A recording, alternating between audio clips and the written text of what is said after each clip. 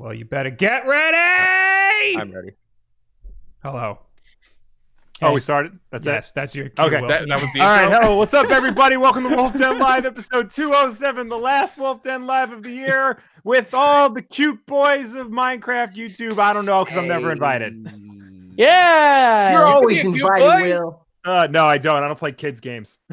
Oh, yes, you I like do. I like Yes, you manly do. games like Luigi's Mansion and Pokemon. I still need to what? play the new Luigi's You won me Mansion. It's good. Now that my Joy-Con like it a fixed, maybe I'll lot. play it. Should we I'm go, waiting for Bob to say, it's good. Of course, ladies and Go. gentlemen. Luigi's Mansion? It's good. Oh my god, someone in the chat made a Brady Bunch reference, and I made one on the pre-show, unrelated. Someone else's The old. pre-show Wow. that Anyway, nobody- I'm That everyone Bob. saw. Yes, ladies and gentlemen, joining us tonight, Dan Cybert of that Cyber channel, AJ of N64, and Mah-Dry-Bread of Mah-Dry-Bread. Everybody has to That- say their name so that That everybody doesn't knows make who they any are, sense. though. Hi, I'm AJ. No, Hello. I'm always just here. I'm just Mah-Dry-Bread of Mah-Dry-Bread. That's just who I am. Well, now I can see your actual name on Google Hangouts. So Oh. This, There you go. This Yeah. is called Now- Hangouts Meet. Well, you said okay? it right, and no one does, so there you go. There we go. that's right. Oh, we It was have my the- we first have the time same reading that, cup. too. Do we? Yeah. Starbucks Fatima Japan? works. Fatima runs a Starbucks, so she gets lots of free. Did she get the this? Oh, this he is- said it, Oh, Chris. he did it. Right at the He did beginning. it. Right at the beginning. I forgot I can't. I'm using my Grookey mug that was provided to me by the Pokemon Company International. Mine's back there. Like this delicious Score Bunny mug that I'm using right now for my coffee. Yes. Me and Bob yes. are twins, and you're the outcast. Anyway, That's fine. hello This is everybody. my mug. Hello KVNG Gaming. Hello the T-Rev. Hello Akuhime-sama. Hello Gene Koff. Hello everybody. Hello, and anyone and everyone who is here for the last Wulff Den Live of the year, because next week is Rhyme. Christmas, and we ain't doing it then. And So- a special thank you to Hector Espinoza for the 3 months on YouTube. For Yes. sponsorship, whatever. Joining, whatever. We got a lot of things to talk about today. The most important thing we got to talk about is we're going to decide the game of the year this year between us. Not our favorite game of the year, the best game of the year. Okay. I Best think game? that's an Okay. important So- distinction. To kick things off, why is it Resident Evil 2? Oh my god. I said the best game of the year, Will. Yeah. You The think best game of so? the Like year. my favorite game is Mario Maker, Okay, right. I can, but yeah, I can get on board I with don't that. know if that's the best game because that's not gonna be for everybody. Right. I think So- Fire Emblem's game of the year. So, Will, Yes. you're still gonna say it's I Resident am Evil still 2. going to say it's Resident Evil 2. I mean, yes, I am totally biased. Yes, this is a game I've been looking forward to for years, and it's finally out, and it's just about everything I want it to be.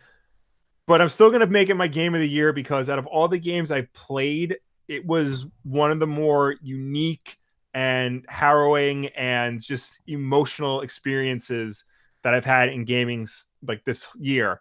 Since Granted, the last time this game came out. Yeah. Now, granted, I probably didn't play as many games as you guys did, but from what I played, like, yeah, Luigi's Mansion is great, but I don't put it in the same league as Resident Evil 2. Pokemon is great, but it's still just a Pokemon game. What else came out? X-Men, Marvel Ultimate Alliance 3 was really good, but again, it was a game I played. You know, it's too similar to the games I played before.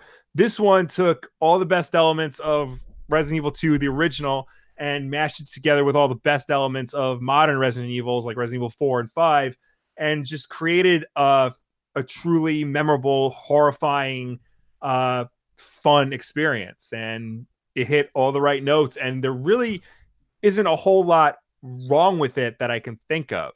So, and again, that just might be me being totally biased and unprofessional, but I don't care. Yeah, I don't. I have a feeling that's going to be the only non-Switch game, except for MDB might have some wild card like friggin' Civilization or some dumb crap. You don't know. I might throw in a curveball here. Dan, Yeah. what's your favorite game and what is the game? Do you? Okay, so here's the thing. Gaming Oh, nice is shirt, just- by the way. Oh yeah, I was like I was gonna be on the stream. So That's a nice Witcher shirt you got. Yeah, it's a great Witcher shirt. whenever it comes to the end of the year and I have to think about my favorite game, everything just blurs together, and I don't know if that's just like adulthood sinking its teeth deep into my psyche. Yeah, Sometimes. like I'm pulling up lists to go through and like what even came out this year. It might much. just be, it might just be like nothing really stuck out with, like, as I'm going through that right now with movies. Yeah, like nothing in terms of like what I've seen in the movies, nothing really stuck out to me that much. Like last year, no doubt about it, Mission Impossible Fallout, best movie of the year, fight me on that. But like this year, I'm just like, yeah, I don't know. They're good movies. Yeah. Like there's definitely a lot of great games that came out this year, and I had a lot of, like, I remember playing all these games and having fun with a lot of them. I think one for me that always stood out, especially as soon as I took a look at what came out, was Katana Zero. Yes. Like that game made such a huge impact on me. Like I tell everyone I run into about that game, just from like a storytelling perspective, it's so interesting. The gameplay's solid. There's just so much to it. But if I have to go like with favorite game, so we'll say Katana Zero, that's my best game. We'll throw that out there. For my favorite game, it would have to be Link's Awakening. Okay. Like that brought me such inherent joy when I played that game again, even though it's a remake. But I mean, Will's was a remake too, so you know what? Yep. I'm standing by it. I think there's enough different about both of those games that yes, it's a whole new game. Yeah. There's a lot of quality of life things that were changed in Link's Awakening. So that's my favorite. I think Katana is probably one of the best games that came out this year, even though it was really short. Okay, so the best game you would say is Katana Zero.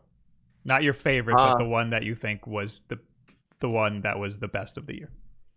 That was the one that stood out to me the most. Okay. We gotta pretend like we're like a big news outlet and we're the big heads coming together to pick the one. To pick? So are we throwing all of ours together and then voting for it? Kind of. Well, then I'm changing it to Untitled Goose Game. Which one are you changing? The game of the year or your favorite one? Both. It's fair. I'll stick with Katana Zero. I think that had the most impact this year. I'm very curious to hear MDBs.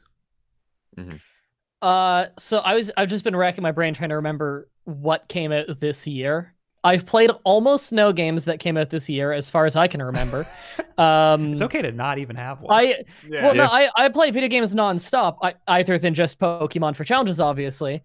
But I've been trying to think, like, what have I got the most enjoyment out of? Because that's probably going to be my favorite of the year. And what do I think is like the best one of the year that I played?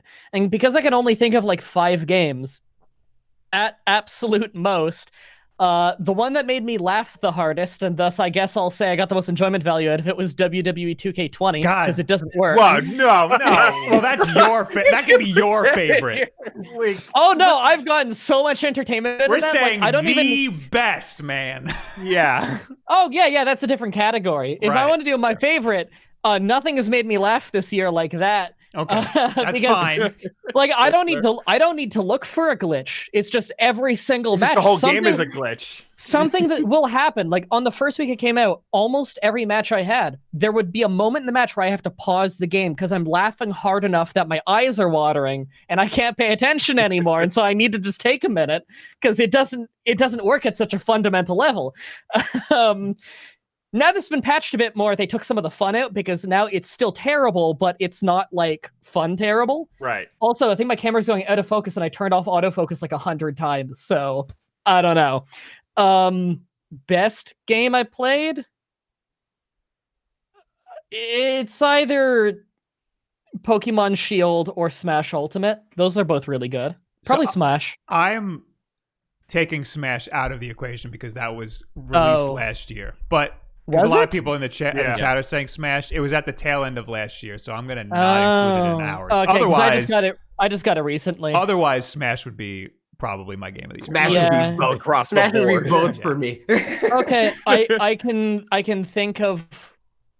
No, yeah, that's the only other 2019 for sure game that I can think of that I've played for sure. So I will say Pokemon Shield. Okay. AJ, I have a feeling it's friggin'. Oh no, you said Fire Emblem, Mac. Oh, Yeah, just talk. Just say words. So game of the year, like the game that I would recommend to anybody and would say like this is the crowning achievement of the year would be Fire Emblem. Just the fact that like it's very anti-me in terms of like a game that somebody will recommend to me and say like how I said that RTS was a MDB game. Like Fire Emblem is generally the antithesis of that for me, but I love that game, and I think a lot of it is because of the characters and like how the story's laid out and all that stuff. Like the characters made me care about like all the min-max and stuff and like getting the gameplay down and like figuring out the systems and doing all that stuff. So I think just the fact that it was able to win despite I'd even wanting to play it going in and then putting in 40 hours or whatever into the game. I think that says a lot about the quality of that game. As far as what were you saying? Go ahead. I was just gonna say, great choice because you made me remember that I did play that game this year. I played a little bit and then I got really busy with other things. But I've been playing Fire Emblem games since before they were translated to English through like ROMs and stuff growing up. The series is absolutely amazing, so I'm happy to hear somebody else is giving it a try and getting into it. It's a great game. And then I remember you and I having a conversation about how you weren't terribly excited about it. And then afterwards, I just didn't hear from you for like a week. Yeah, because it was like a whole thing of like, because the nature of my channel and being with the Nintendo brand ambassador situation and stuff like that. The whole time I was like, if they send us this game, I don't want it. Parker, you can take it. It's yours. It's fine. Everything's good. But then he ended up getting it. And I was like, I don't want to buy it, but I want to try it. So I downloaded it off of his account, and I was like, I like this game. Like I did not expect to like this game at all. So yeah, it's a great game. As far as favorite Pokemon Sword, despite all the controversy and the people that will disagree, there was controversy over it. There's people in the chat right now going nuts. Hear. I put Pokemon in the thumbnail, and people were mad. I mean, I made a video about my 10 favorite games of the year, and Pokemon's in the thumbnail, and people got upset about that too. But despite all that, it's the best Pokemon game. The only one in contention is Heart Gold, and that's because it did so much more in terms of like content and all that. But the quality of life improvements, like all the different things for like the systems and the battle systems a lot better. The post game is way better in terms of like playing with your friends, like how at the end of the game it becomes a Monster Hunter game with the raid battles and all that stuff. Right. And training a competitive team is like so much easier. Like you can spend 1/10 of the time having there's literally videos of people catching a Pokemon, giving it a few items, and it's ready for battle. That is unheard of in the 22 years of Pokemon, you know? So just for that, I think that deserves favorite, especially since Smash Brothers is disqualified, because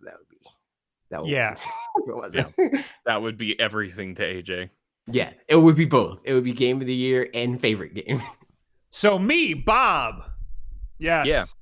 Mr. Wulff Den. My favorite's Mario Maker because obviously I love that game. I love the first one, and now the second one is just it's got Bob written all over it. I love the game. It's a great game. I had a lot of fun with it. Especially now with the Boy Zelda DLC. I guess you can I gotta buy that game already. Boy It's Zelda. so freaking good. Yeah, you damn well gotta buy that freaking game. We can Yeah, play we'll buy it multiplayer right now. Yeah, we'll buy it right now. Oh, Cute Boy Stream. It's so goddamn Mario good. Maker. And yeah, doing versus with like all of us would be freaking awesome. Yeah. But yeah, it's so fun. And there's all these little nuances to the online, like trying to figure out what most people do to make levels so that you know, like, okay, there's probably a door here and stuff like that is really interesting. And now with the Zelda update, there's all these crazy mechanics that just came out of nowhere that all of a sudden got added.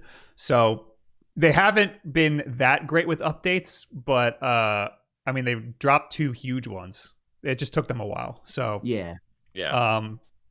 yeah, I love Mario Maker. It's definitely my favorite, but Pokemon, I think, is the best game that I played this year. Oof. Oof. Really? What do you mean, oof? What do you mean, oof? Because the chat gonna be mad. Chat gonna be Your mad. chat's gonna be real You mad, just man. said it. You just said it. Yeah, no, but this I ain't our said it was channel. my favorite. I said it was my favorite. You Oh, said you it was said your Fire game Emblem. of the year. Right. Yeah. No, I think it's the perfectly Pokemon's acceptable pick. without a doubt the best game that I played this year. Katana Zero is up there. Is like super up there. Right?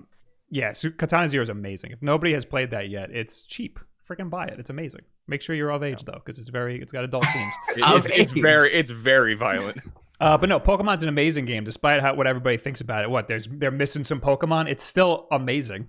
Just because they're missing. I don't think it's much because everyone thinks about Pokemon. it. I think it's a very vocal amount of people online who got really mad and they said a lot of things that didn't end up being true. And then the things that ended up being true weren't as big of a deal as they made it out to be. Because once the game came out, they were angry for like a week on my channel, and then they stopped being angry and just started liking the game. Just because those people, they heard, home console Pokemon game, they immediately expected Skyrim meets Monster Hunter meets whatever. Yeah, it's another case of people's expectations getting the best of them. But still, it's still huge, the game. And the wild area adds so much more. So it's not just a portable game thrown on a home console. There's still so much that they added to the game that people are just overlooking because, it doesn't have 1,000 Pokemon in it. Yeah, I think it's insane to say that you like past Pokemon games and say that this game's bad. Because this is the best Pokemon game. Yeah. I don't know if I call it the best one. I haven't played enough to really be able to say that. Then I'm indecisive with that kind of stuff. But I will definitely say it's very strange if you do like past Pokemon games and you genuinely have played this one and don't like it.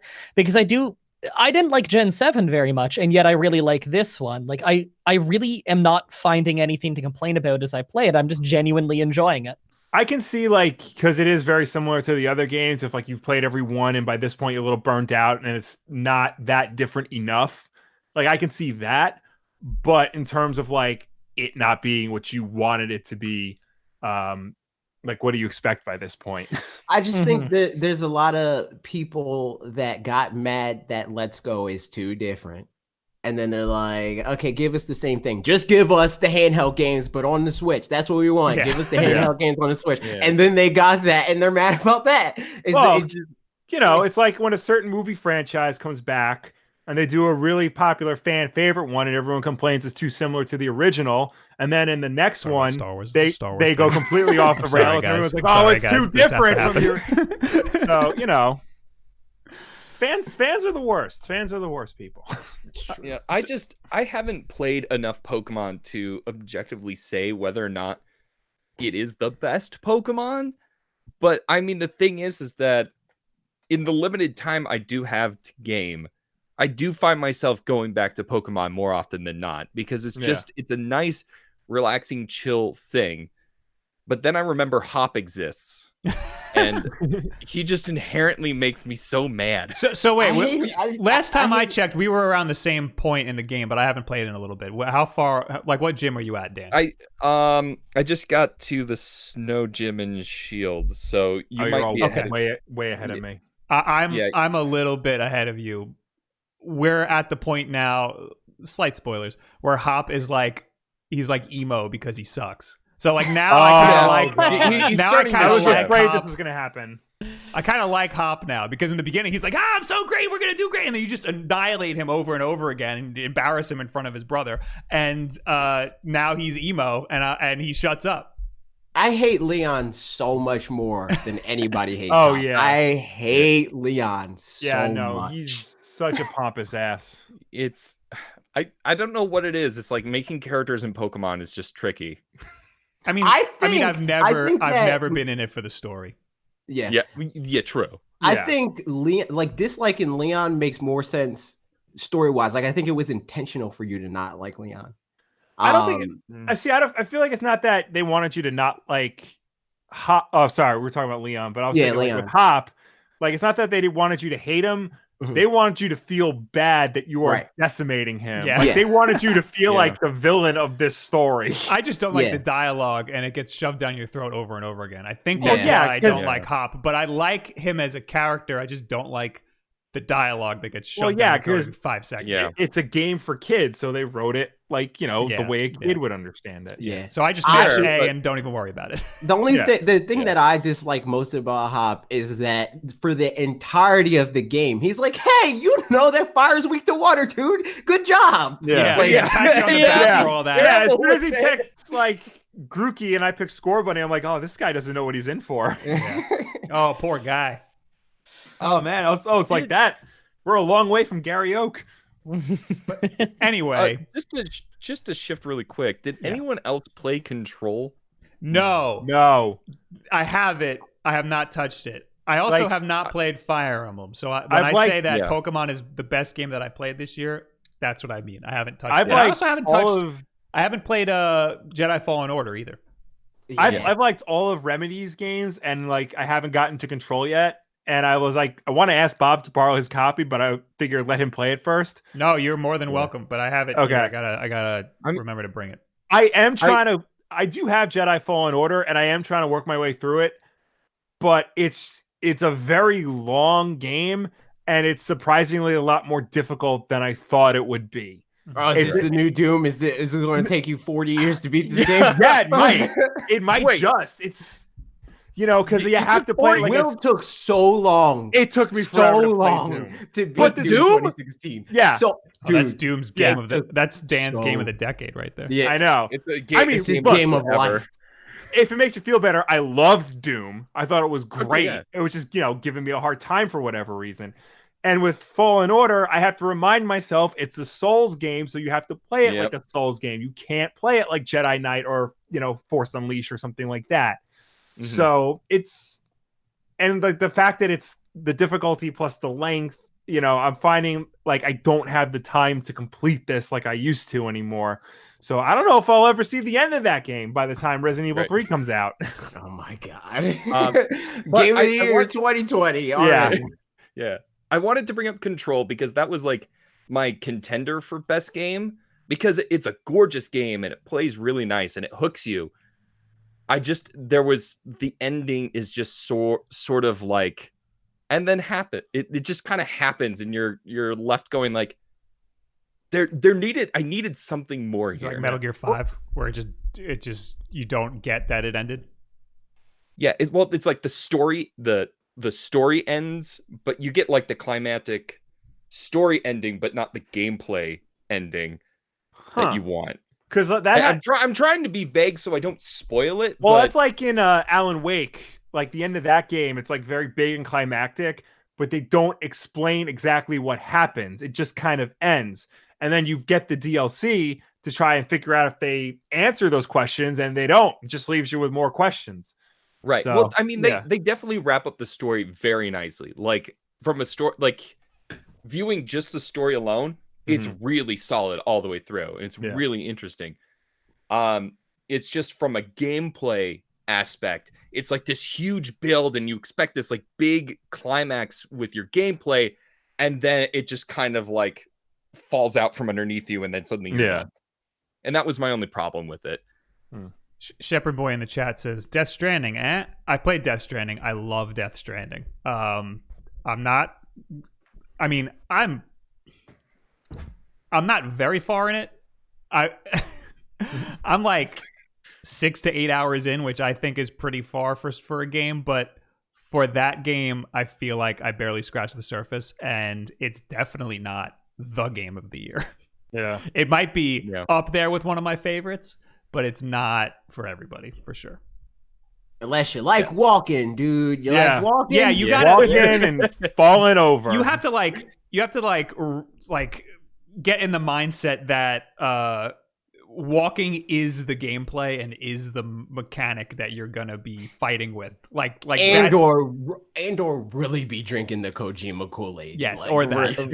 But I mean like you gotta be thrown in this world and expect not to be shooting people and stuff. You're not gonna be. There's not gonna be a lot of action. The action is literally you trying to figure out how am I gonna climb up this rock with all the stuff on my back. That's the action. So like you gotta it's a courier simulator.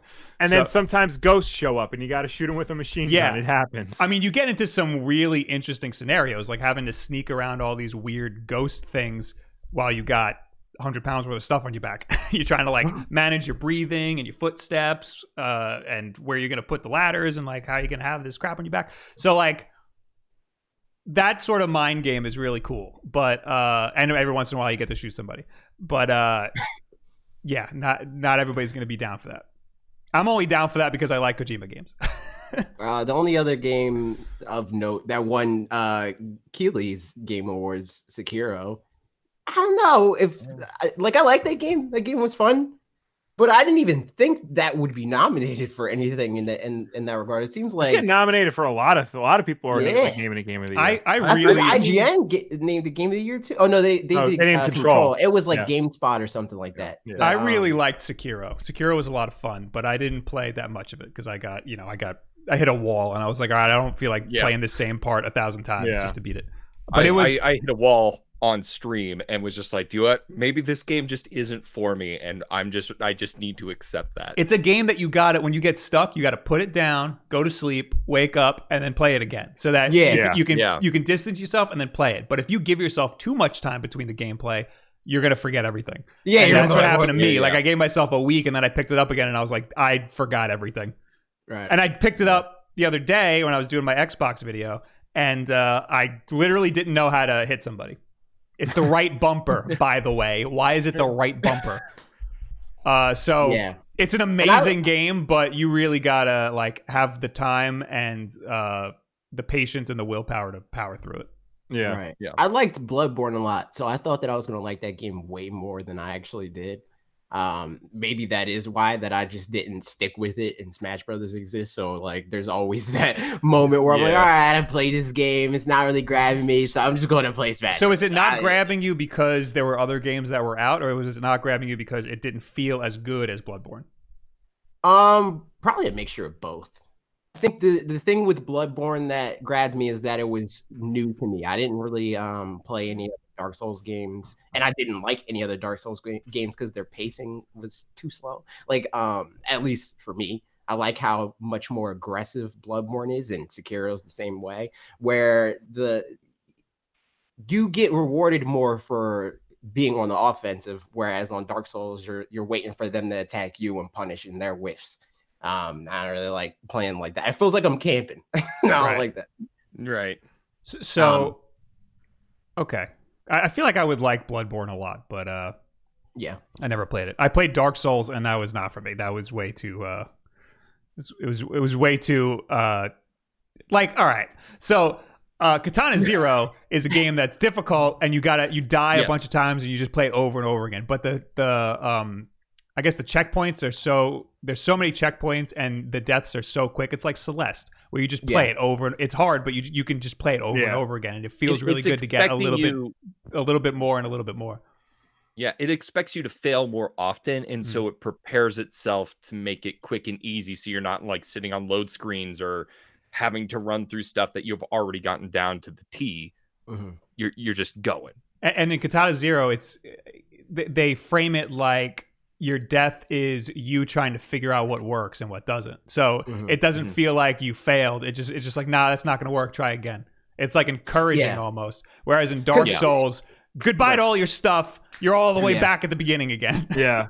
Yeah, because like the point of the game is to die. Like you're supposed to die. That's how you like figure it all out. Like, of course, there's going to be like exceptions to the rule where it's like, oh, I just understand how this works. I'm a savant, you know. But the point is like, oh, okay, I died here, and this enemy's going to walk up to this point, and he's going to do this, and he's going to look at that guy. So I got to hit him first, and then hit him, and then go from there. But it's not really set up for that on a technical level in the same way that like Celeste or like Katana Zero are, where it's like you're dead and you're alive again. It's like you're dead. All right, wait for it to load. Yeah. And another part about Dark Souls is that you could spend hours going the wrong way. and then go, oh, that's why I keep dying. Yeah. I'm not good enough for this part yet. See, I'll give Fallen Order this. Because there's a lot of like platforming and exploration, but at least in the beginning, they do a very good job of like leading you down the path they want you to go down. So like, and that, not like things are like clearly marked, but like it's obvious that like you're supposed to go left instead of right. So I'll give them that. Have you played any other Souls games? I played a little bit of Dark Souls 1. Okay, but that's my player's guide. You can see a video from like 2014 on this channel where we play multiplayer Dark Souls. Yeah, it's just me playing and Will reads the player's guide. Yeah. Did you? So do you think that Fallen Order? Because like whenever I see that game, like I hear it's a Souls game, is it as difficult? I guess no, but I'm just not used to that style. The difficulty usually come like in the combat because the stormtroopers like surround you, and you got to deal with like 4 people shooting at you and 3 people coming at you with stun batons and possibly 1 guy with a rocket launcher. And then all of a sudden, a creature will just pop out of the ground and also be in the fight for no reason. You know, it just throws a lot at you, and you're just one Jedi trying to actually sword fight with these characters. And is it structured like that where like the enemies have beats where it's like, oh, okay, this always is going to happen? Or is it... So like, yeah. So if there's one section, you take out all the enemies and then you find like the save point. If you reload your health at the save point, all the enemies respawn. Okay. So they'll just appear again, and you got to take them out all over again, which sucks because a lot of times the save points are right where enemies are. That's dumb. Like I like that style of combat, though. I feel like I would like that a lot. Yeah, no, it's cool and you get used to it, but you know, it's hard when there's just a lot coming at you and you can't just like slash your way through. You actually have to like parry and dodge and, you know, time your strikes right. So. All right, so can we, as a conglomerate, pick one game? Resident Evil 2. All right, so Will's out. Yeah. I haven't played Resident Evil 2 yet. I feel like it's going to be Pokemon. Yeah, the only like center of the Venn diagram is Pokemon. Yeah, I will concede that Pokemon is probably well, the Wulff Den game of the year. Dan, can you pull a wild card here and say Mario Maker with me? We can pull that together, right, Dan?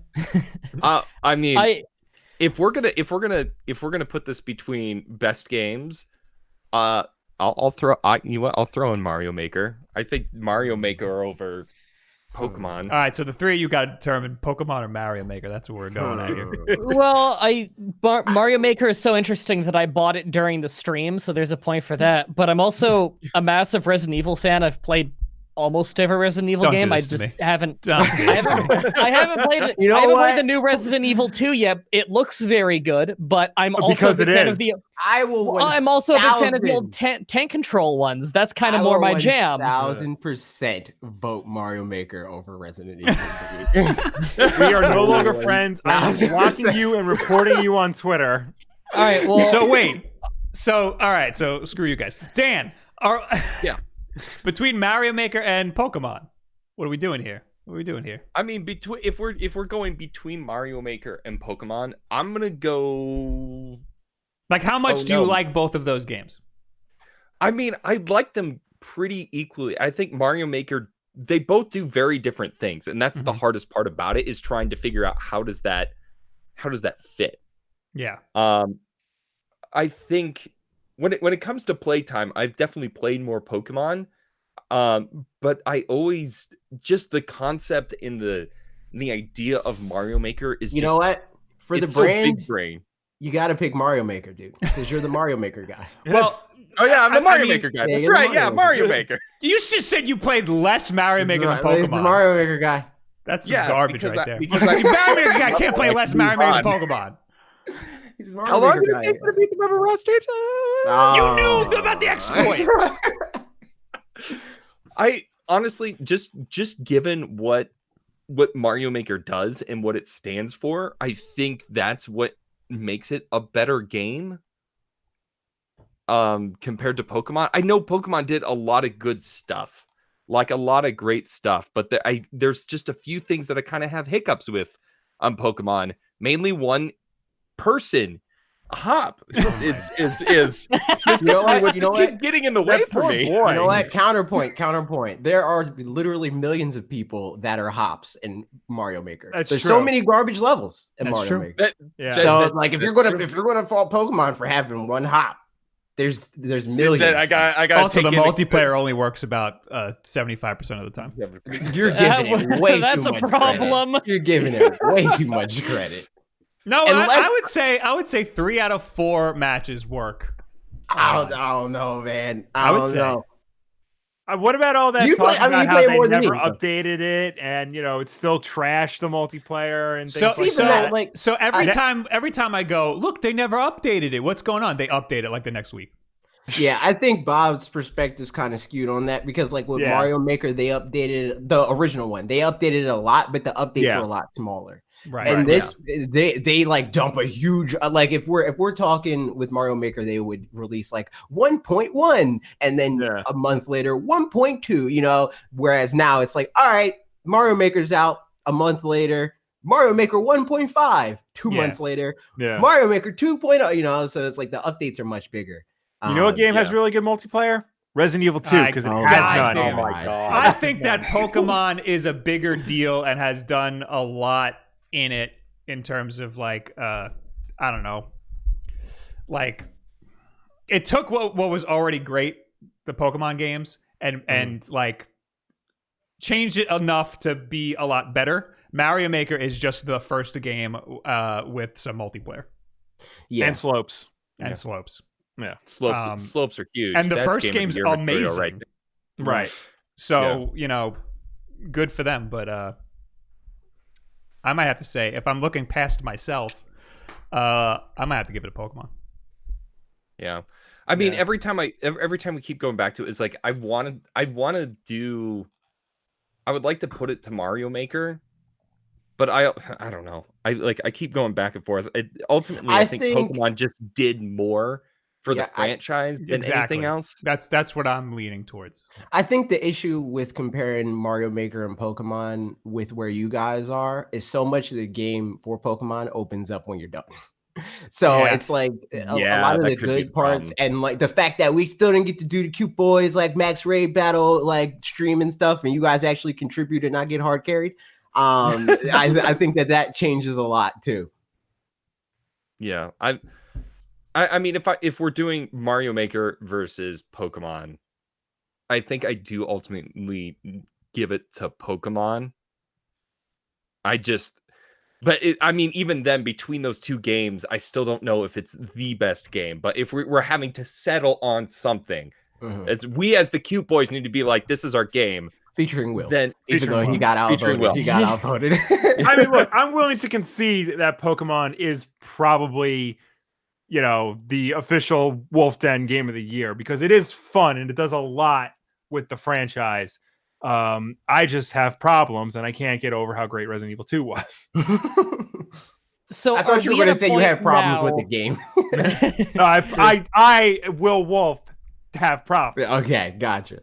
So does that mean that we're at a point right now where Pokemon Shield and Sword and Shield can't lose? Like the numbers are in favor of it. I think so. Okay. Between all five of us, yes. Okay. Because then it's one of the only games we all played.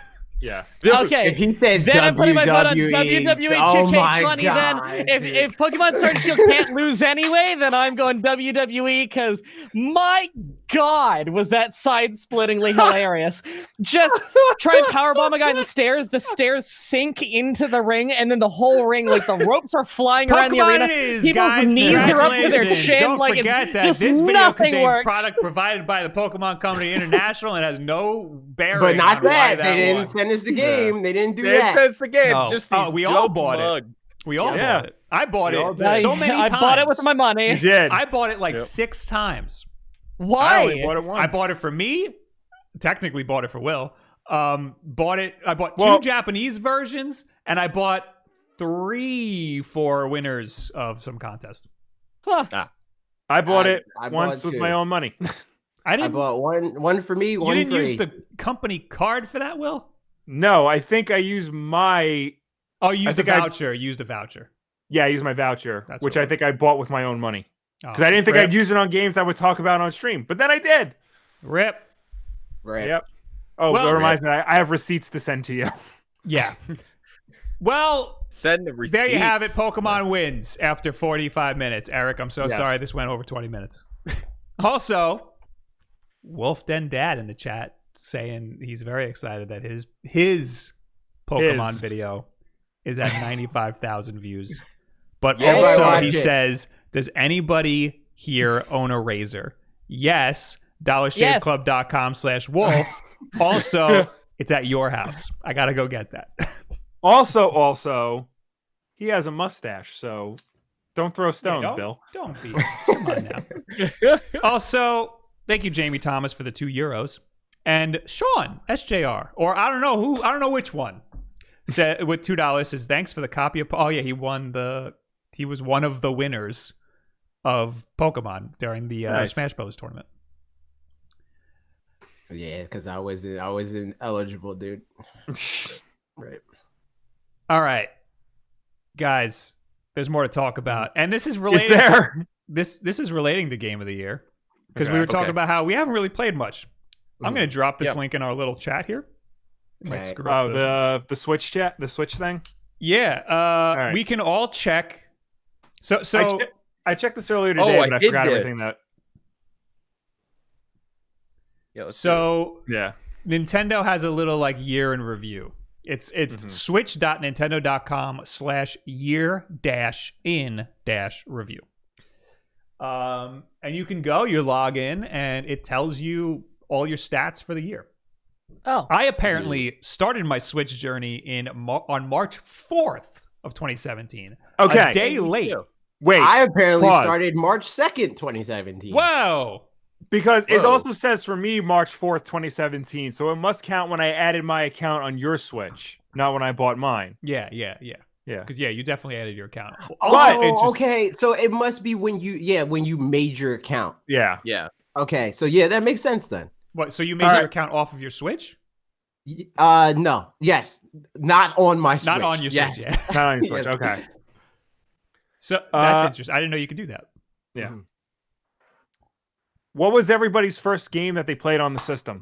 Glad you asked, Will, because mine is Super Bomberman R. Oh my god. Was it really? I was die hard on Bomberman R. I was like, this is gonna be a sleeper hit. You're all missing out. This is gonna be the best game on the Switch. And I was wrong, and I apologize to everybody. Oh yeah, I remember because we went to that preview event, and me and Bob went out. We went to like freaking Korean barbecue or whatever. That was also the first game I played at that event. Yeah, and you were like, "Yo, you gotta play Super Bomberman R. It's a great game." I was like, "All right, I guess I gotta play it." And then I played it, and I was like, "All right." It is a good game for like a Bomberman game. 20 minutes. To ape Bob, it's good. It's good. First game I played was Super Mario Brothers 3.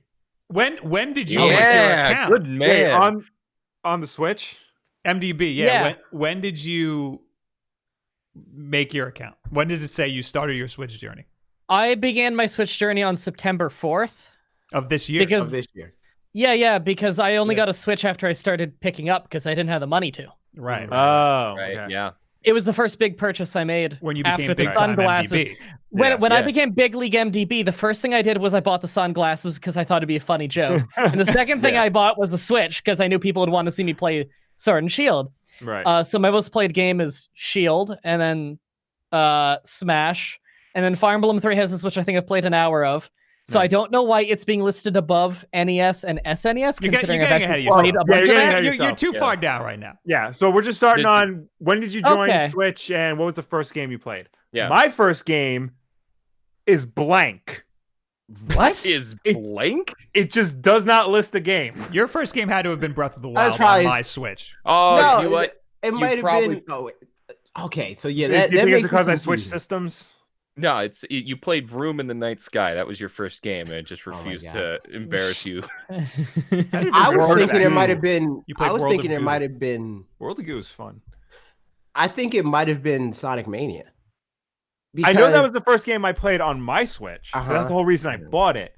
I think the first game I played was either Bomberman or Snipper Clips. No, your first game was Breath of the Wild. You picked it up for like a second. But did I log in to play that, or did I play it on your account? Good question. I think I played it on your account. Maybe we played Snipper Clips together, and you logged in on your account, and that's what's screwing everything up. Do you need to? I didn't even know you need to log in to play Snipper Clips, because I know like 1-2 Switch. You don't need to log in to play that. Maybe. I also had the demo for 1-2 Switch, so it could have been that too. Maybe. My first game was Breath of the Wild.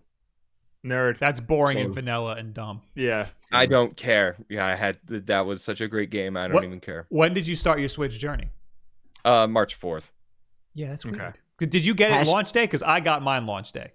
Yeah, I stayed up all night in line at Toys R Us to pick up that the Switch. So. Oh, but it was the RIP. weekend of PAX that year. Oh, No, but no, that doesn't make sense. I'm pretty sure I got mine at midnight. I wonder if it just got didn't mine register delivered. It got delivered to Logan's house. Oh no, I picked mine up at GameStop in the middle Rip, of the day dude. on March 3rd. That's what happened. No, I picked your Switch up in the middle of the day. Was it because I was at PAX? No, I remember getting it. I remember going and getting it. Or did I go and pre-order it? No, you went and pre-ordered it. I had to get it.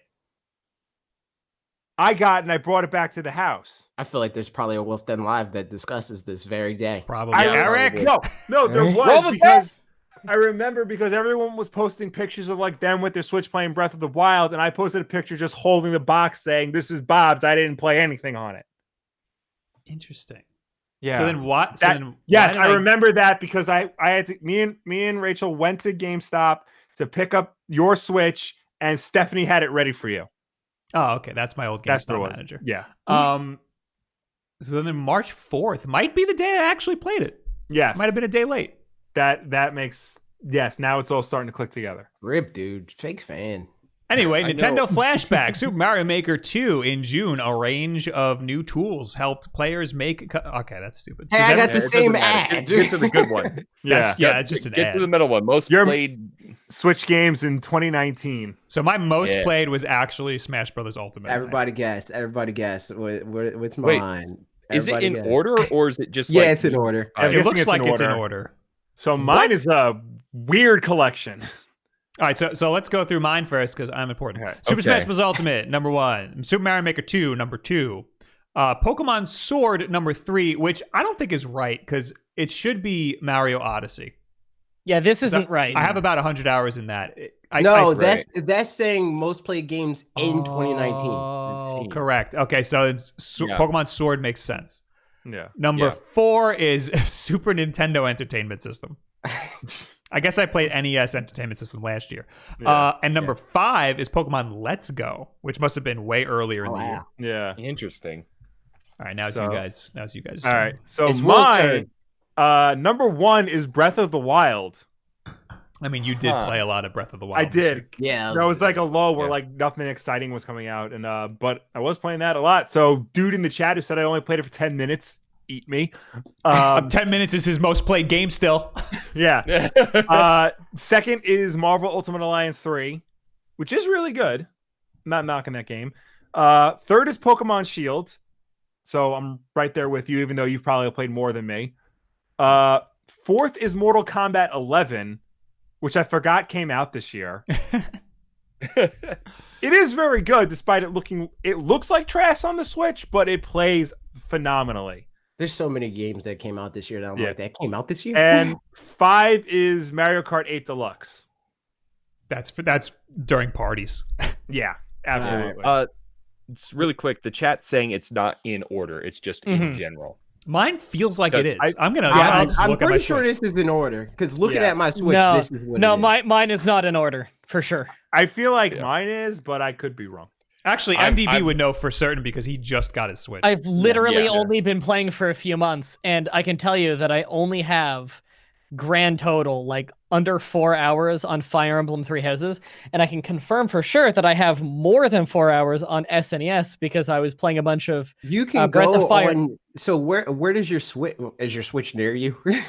Yeah, I could like turn it on. So on you the can main monitor you can right go now. to your game library and then sort it by the games. Regardless, I know for sure that it's not in order because it took over 4 hours to do a check disk on one of my drives to make sure to see if it was dying or not. And during that whole time, I was playing Breath of Fire on SNES, and I've played Fire Emblem on stream exclusively, and it was not 4 hours, and so it can't be in order.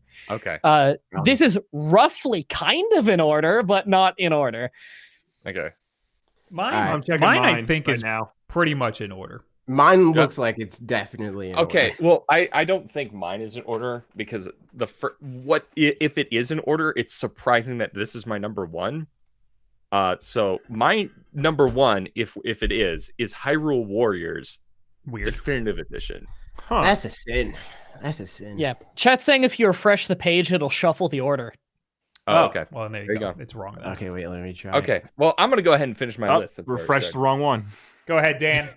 Plow through. All right. So it was Hyrule Warriors Definitive Edition, and that's because we did a game theory on it, and I was like, I need to play this game. So The order's the same. it was thing. Hyrule Yeah, the Warriors. order's the same for me. Then it's Pokemon Shield, Octopath Traveler, Ew. Super Mario Maker 2, and then Smash. Okay. Well, Wulff Den Dad in the chat says the only game I played is the Light Switch. Oh my god. AJ, what about you? What's your games? Mine: Super Smash Bros. Ultimate, Pokemon Sword, Splatoon 2, Mario Maker 2, Splatoon. and Tetris 99. Tetris 99. really? How much in Tetris 99 have you man. played? I don't know, like 10, 15 hours or something. Okay.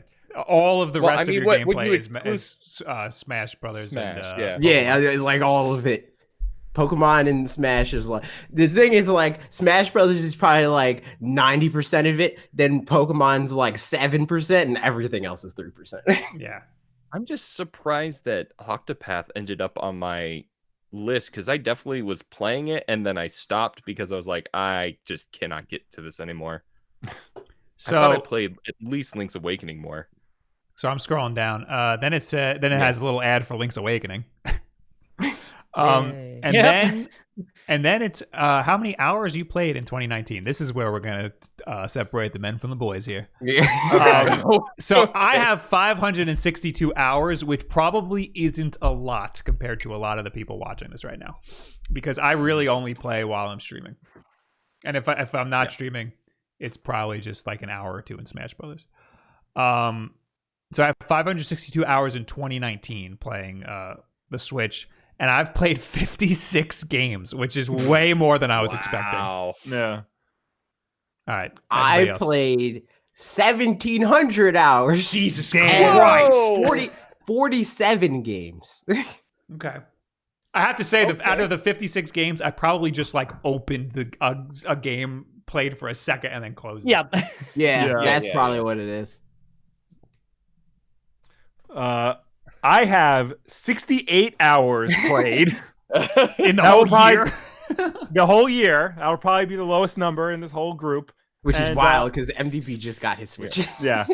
And I've played 27 games this year, which That's I'm a currently lot. counting on my Switch right now, and I don't think that's correct. That's a lot, yeah. I wonder if it counts the NES. NES and Yeah, SNES yeah. independently. That would inflate my numbers a lot because I played all of them for like a second. Yeah. Yeah. Also, I wonder if it just counts downloading a game, because I have plenty of games Maybe. that I downloaded and never touched. Oh, yeah. I don't think it counts that, or else my number would be wrong. Oh, okay. So what's your number? There you go. So for hours, I've played 31 hours. It should be is way more than that. Yeah, that that's a has new- to be that's the a new- lowest. And I have 5 games played. Wow. So I that listed, I mean, I so listed you can all count of the them. games, yeah. Yeah. I listed all of them in my most played, all 5. That's great. Oh, okay. I'm sitting right smack dab in the middle of everyone. So I have 337 hours and 45 games played. All right. I feel good about my numbers now. Good, thank you. Again, you can play at home if you go to switch.nintendo.com/year-in-review. Eric, put we it in already- the chat. We I'll already drop it in got the some chat. people playing at home. Joe Aerts, 610 hours, 35 games. Angel Real, 128 hours, 48 games. What? Yeah. Yeah, All right. that's jumping a lot of games. Yeah. I'm scrolling down again. Yeah. Okay. There was an ad for the Switch Lite. Mm-hmm. And then you spent the most time playing Nintendo Switch games on these days. July 13th. I don't know what came out then. October 31st, which I think I was just home on Halloween and had nothing to do. And April 18th, which again... Oh, wait, July 13th.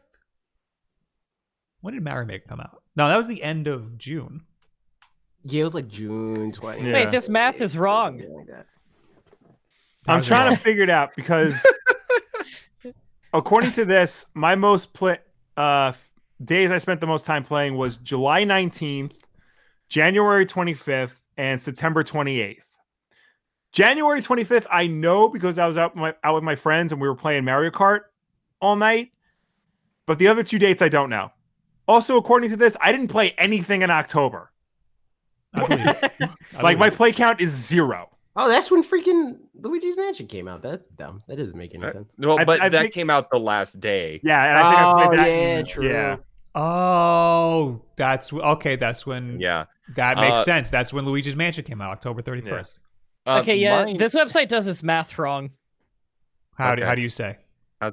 Because I have 31 hours, but I only have had this for 4 months, so I can actually count the hours on the months. 15 plus 1 plus 12 plus 2 is 30, not 31. Oh, they're one off. I think give them a break. I think They're it's rounding rounding it up. So it's like you must have more than 30 hours. It's like 30 hours. Why is it rounded up on one and down on the other? Oh, give them a break. It's an hour. No, an hour off. This is wrong. I have freaking 500 and something. Yeah. I'll give or take an hour.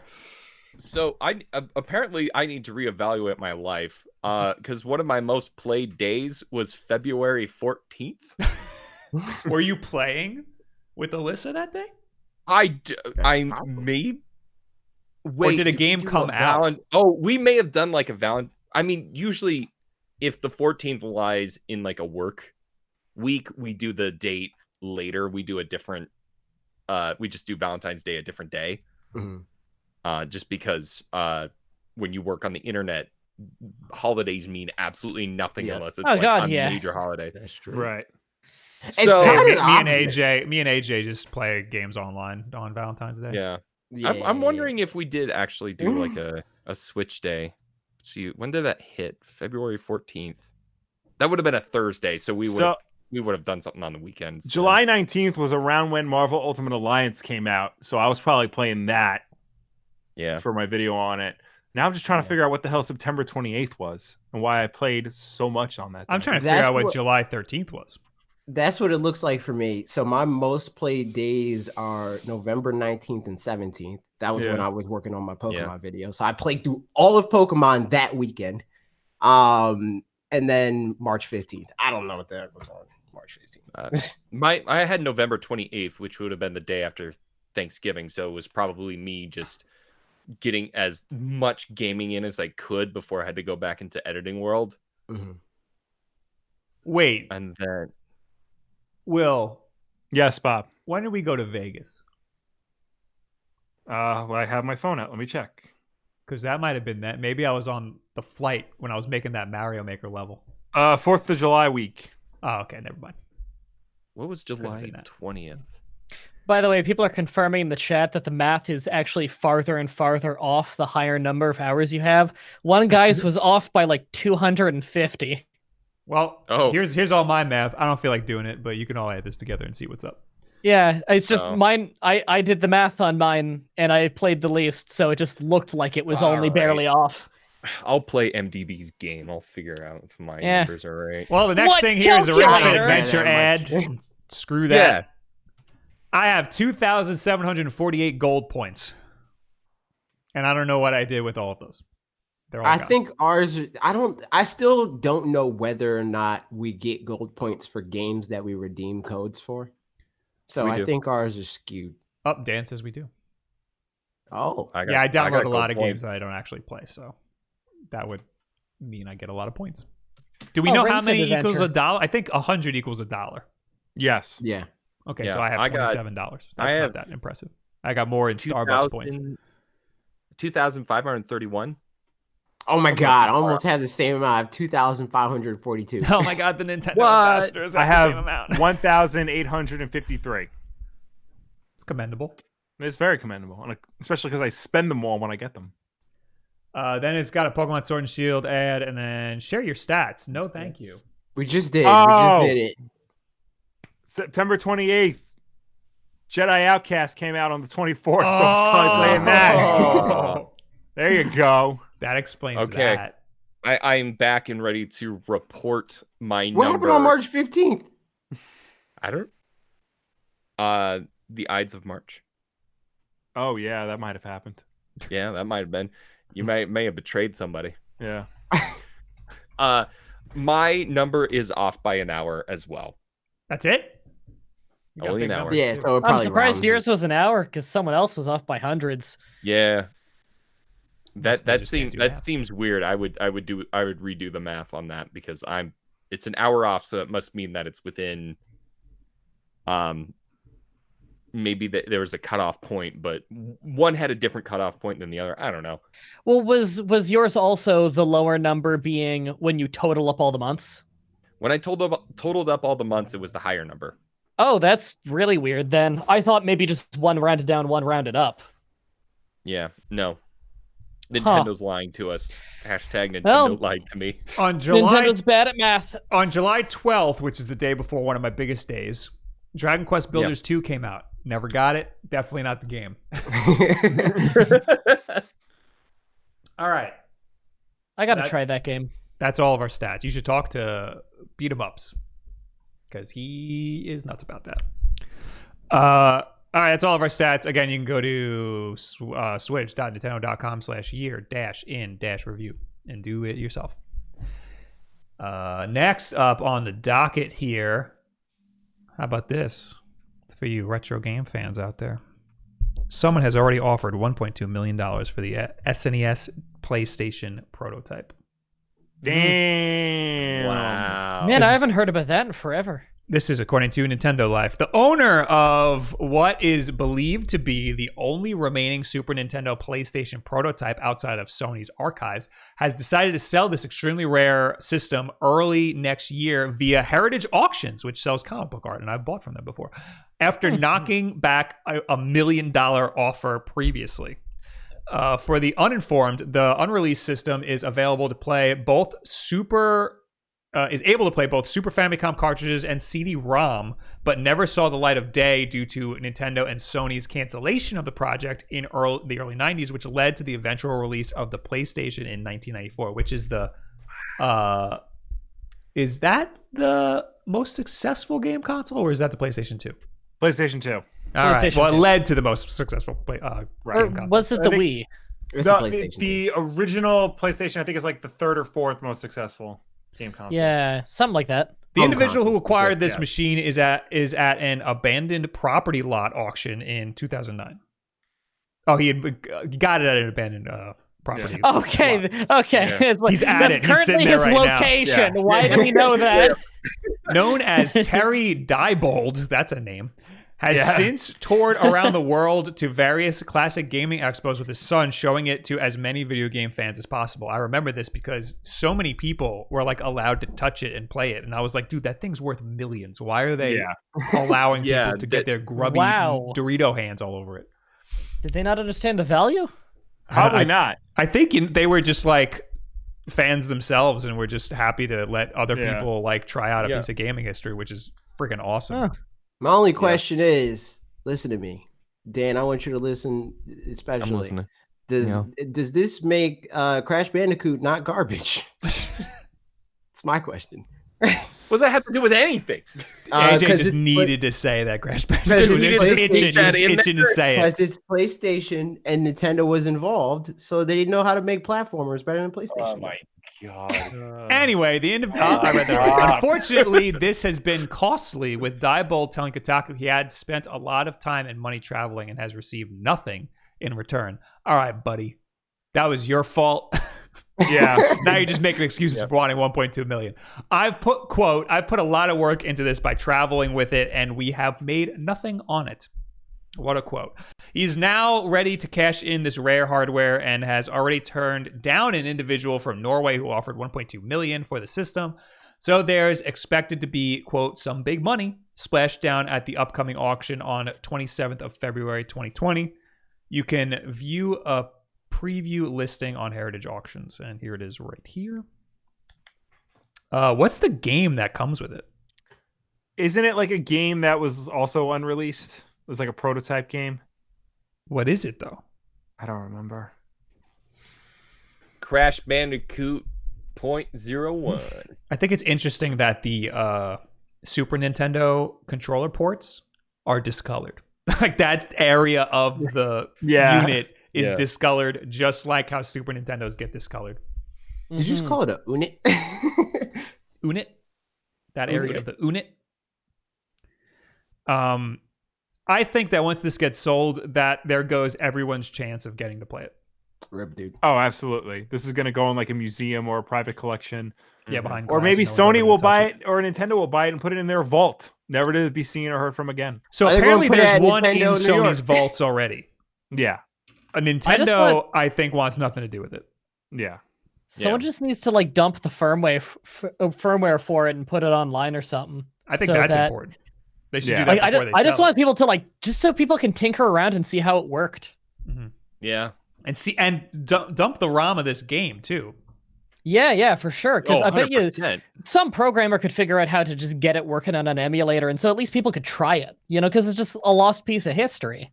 Right. I realize I have my chroma key on and it's not keying out my my cup. Oh yes, it is. Boop. Boop. There we go. Oh, Grookey was invisible the whole time. Oh. So yeah, this is cool. It's does this make it the most expensive game item? Maybe. Up there. What else is there? Most of the stuff that gets auctioned off are games, and those I don't think have ever sold for 6 figures. Well, I think the one that just did sell for 6 figures was the original Super Mario Brothers sealed in box. Yeah. The test market launch. But yeah, Nintendo World Championships is like the gold standard that everybody talks about. Yeah. And that doesn't even go for 6 figures. So this goes for 7 figures. So I think this makes it and that's another thing. This was talked about for a long time, and no one ever talked about a price because that guy just had it and he was touring around and letting everybody try it out. Yeah. So it's interesting that now it's been around for a while, and now all of a sudden it's the most sought after or most expensive piece of gaming history. Also, there was a Super Nintendo that was there was some sort of like dev kit for a Super Nintendo that was worth a lot of money.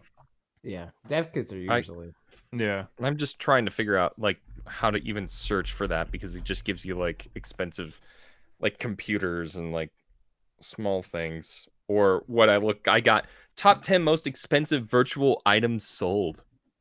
Oh. So All on Neopets. number one, The apparently, rainbow paintbrush on Neopets. Planet Calypso from Entropia, value $6 million. There was a Super Nintendo unit that I think was the previous most expensive piece of gaming history. Super Nintendo expensive system. Expensive system.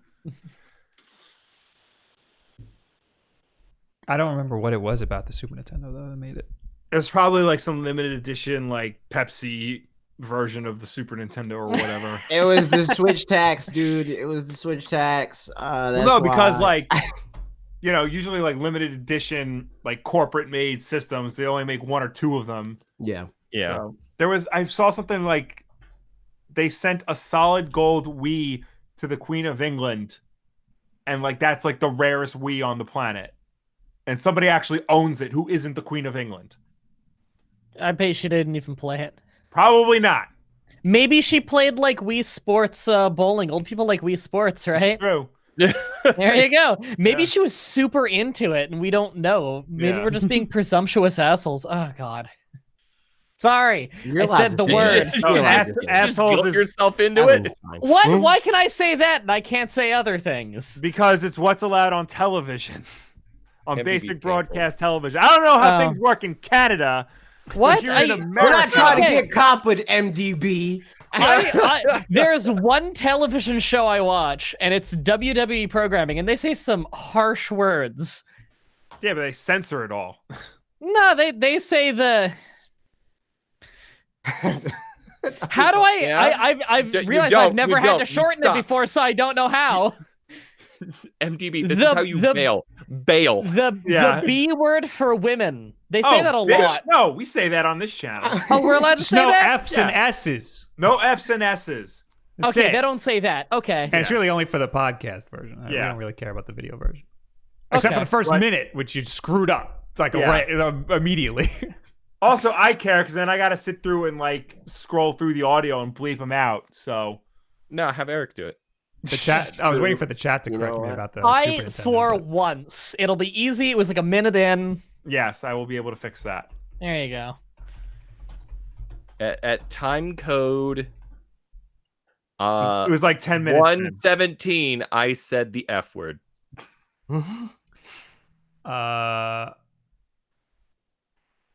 Yeah, I'm not finding anything. Oh well. All right. Well, anyway, there's that. The next thing that we have here is that Super Smash Bros. Ultimate, apparently, and I don't really know if I buy this, is the best-selling console game of the entire decade in Japan. Sorry, which game? What? Super Smash Bros. Ultimate is the I don't know best-selling if I believe console game in the entire decade in Japan. Now that's a lot Yes, of it makes sense. a lot of funnels to go through. Mm-hmm. Console game, Japan, Mhm. Yeah, the whole decade. best selling. Best Right. selling. So I think the second best is either Splatoon 2 I think or it's already Pokemon. Pokemon. Yeah. It's one of those two. Mhm. I'll read the article because the only thing that this is Go Nintendo, so I'm really just believing Go Nintendo. They don't even have a source. Oh no, they do have a source. Let's link the source. Their source is dumb. It's freaking It's Stealth. Stealth on Twitter. Oh, I should have Yeah. asked him. All right. Well, Stealth says Japanese hardware slash software sales last week in Japan from Famitsu. Switch has 237,000, PS4 has 11,000, and the 3DS is 4,000. Pokemon Sword and Shield sold another 230,000 units in Japan. 2.5 million cumulative physical, and new Sakura Wars opened at 140,000. This is again all in Japan. 9 out of 10 bestsellers physically are Switch games. And then he says in another tweet, Super Smash Bros. Ultimate has sold 3.4 million units in Japan, which is the most a console game has sold in Japan in well over 10 years. If Pokemon Sword and Shield keeps selling like this, it's going to get very close. And then he says, I do think Project Sakura Wars should have been a PS4/Switch title, but 140,000 is a pretty great opening for a series that's been dormant for a long time. I don't think writing an article about that makes a whole lot of sense. Because like his tweet is unsubstantiated. It's just like, hey man, it's the best one in the last decade, and it's not even like him nailing that down of like this is for sure that. It's like it's probably in the last decade at least. You know, Did he source anything? No, he did not. But well, he You sourced can't just write an Famitsu. article on a tweet. You No, learn. he exactly. sourced Famitsu It's like- on the hardware sales, so I think yeah, the hardware is like duh, because they report that every week. Huh. I'm gonna ask him, and by the end of the podcast, we'll have We'll figure we'll it out. figure it out. Yeah. We'll get to the bottom of this.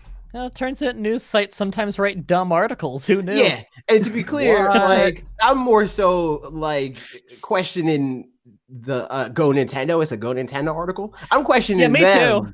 for this Yeah, me more too. so than It's I like, am yeah. Stealth. They're the ones who That's tried a- to make this into an article. One guy was just Yeah. making some tweets, like whatever. It's a bold move. Unsourced tweets are not a source for a news article. And I think I saw this article maybe like 2 hours, if that, after he actually made it to. Because I saw that tweet and I was like, "Ah, interesting."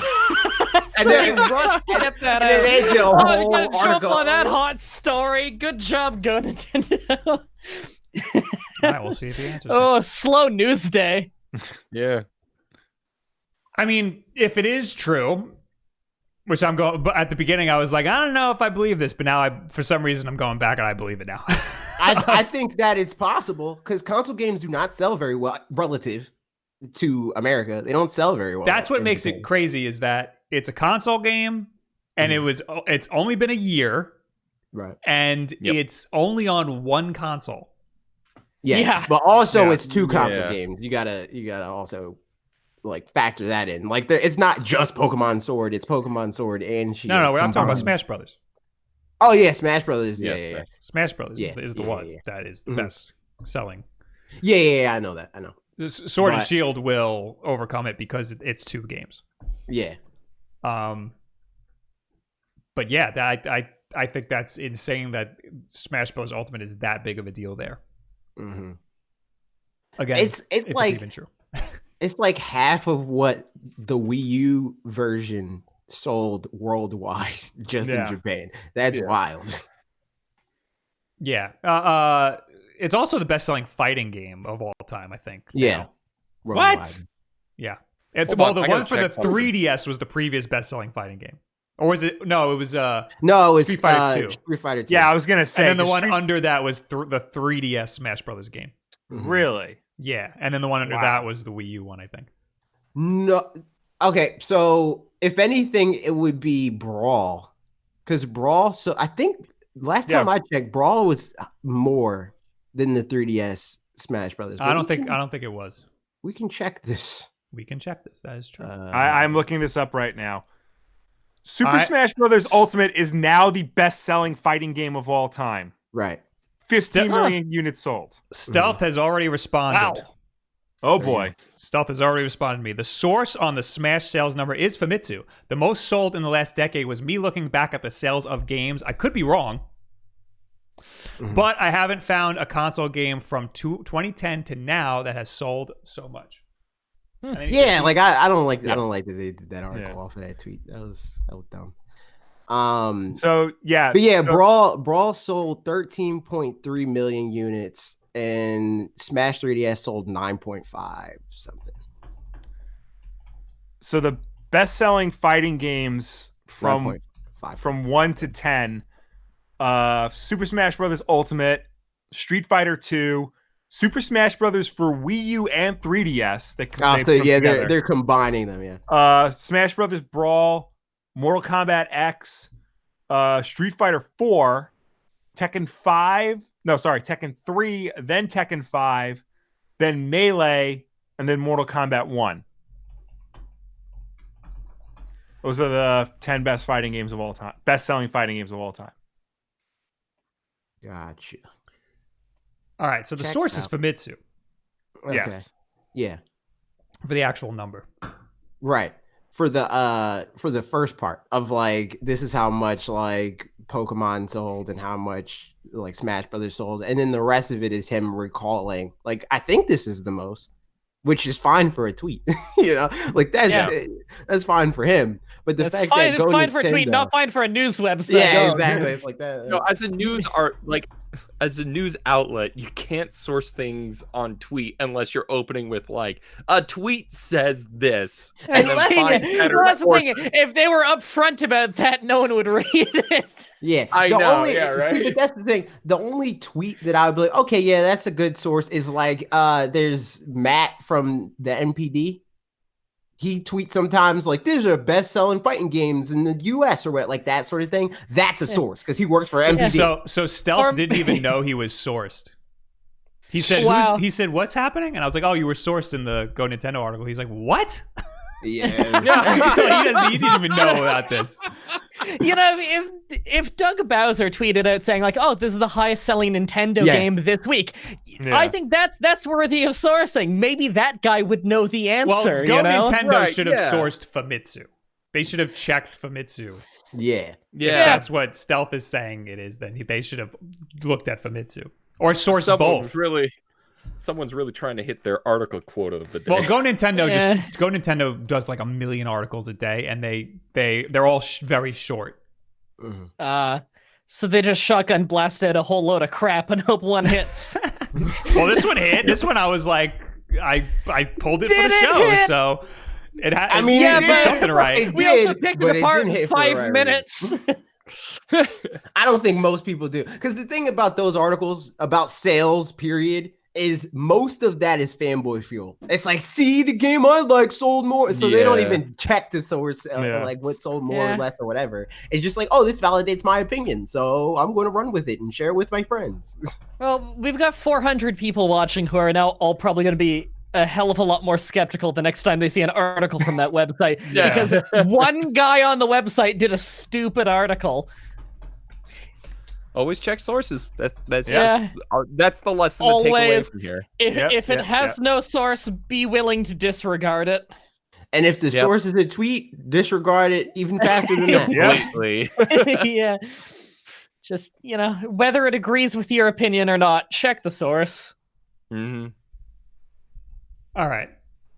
So regardless, Smash has sold a crap ton. It sold. Yeah. The fact is that it doing sold awesome. almost 4 million, and that is from Famitsu. So that is a cold hard fact.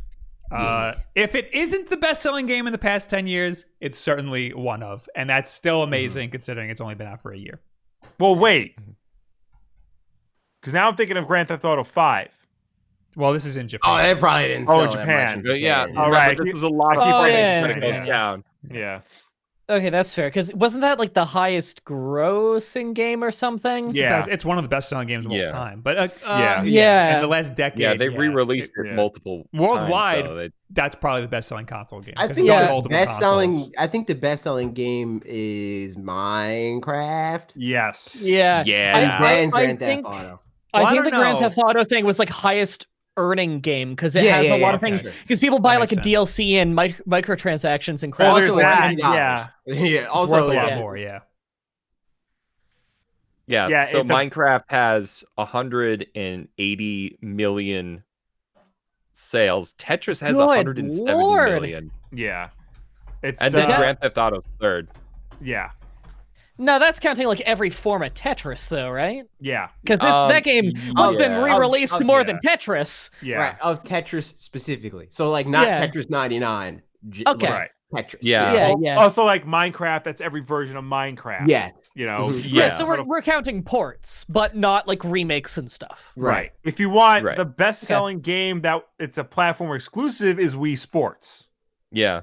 Yeah. Wii Sports Which is basically still- just like it's Wii. It's the Wii. Like, Yeah. Doesn't it come with it? Yeah, and Yeah. in America, every region except for Japan, I think. I Yeah. think Yeah, Japan yeah. does- Because correct. when I got mine, it came with it in Canada. So Yeah. All Yeah, right. there's a lot. Yeah. We're moving on. Go ahead. All right. Okay. no, I want to talk about Tetris more. No. My favorite's the log piece. Will, do we do the tweet of the week or do we do the unboxing? Because you have to do the unboxing. So we're not going to talk about the DualShock 4 back buttons. Oh my God, that should have been way earlier in the podcast. I forgot about that. That's the top thing. I just skipped right over it. Oh, I saw a picture of it and I thought it was a joke. All right, well, I guess we got to talk about this real quick. Yeah. Real quick. Apparently, we'll get the boxes ready, I guess. Yeah. Hold on. Apparently, PlayStation just out of nowhere was like, hey, guess what? Here's some back buttons for your PS4. It looks absurd. It doesn't seem comfortable. I quote tweeted this and said, WTF? And a lot of people were like, what, you think it's dumb? It's great. This is so awesome. And a lot of people were like, yeah, that's dumb. Screw that. Why can't I just think it's weird? WTF is weird. It means it's weird, and this is weird. Yeah. Especially for the end of the console life cycle. This is weird. Yeah. My it's a honest weird time. initial thought Yeah. when I saw this, I was like, "Oh, this is a Bob video." It's like that's the first thing I Yeah. thought. I didn't form an opinion on what it is. I was just like, "Bob's making a video about this." Allegedly, the PS5 controller is going to be very similar to the DualShock 4. So I imagine this can be a cross-generation accessory. Huh. Unless the controller just already has back buttons. That's what I That think. too. I think that That this too. is gearing up for the PlayStation 5 to have back buttons already. Yeah. I also think this is their answer to the Elite controller, which is Definitely. crazy Yeah. because the Elite controller was announced 5 years ago. It's Yeah. definitely their answer to the Elite controller, and I feel like it's their way to like really compete. Where it's like, oh, our Elite controller is just a $30 add-on. It's not a $200 extra controller that you have to. Well, buy. that's the Sure. I think maybe What they is that, saw that 200? they saw that the Scuff controller was doing really well, yeah, and that other thing, the Astro controller. Maybe they Yeah. saw both of those were doing really well, and they're like, okay, there's a market for having back buttons. yeah. I mean, $30 I'm is a pretty for it. good price point. I thought it was going to be way more than that. Yeah, I mean, $30, I'd give it a try. It's just No doubt crazy about that it's now. This Yeah. console is only going to be out for Yeah. a few more months, even. Yeah, Well, a headphone jack. That's kind of cool. yeah.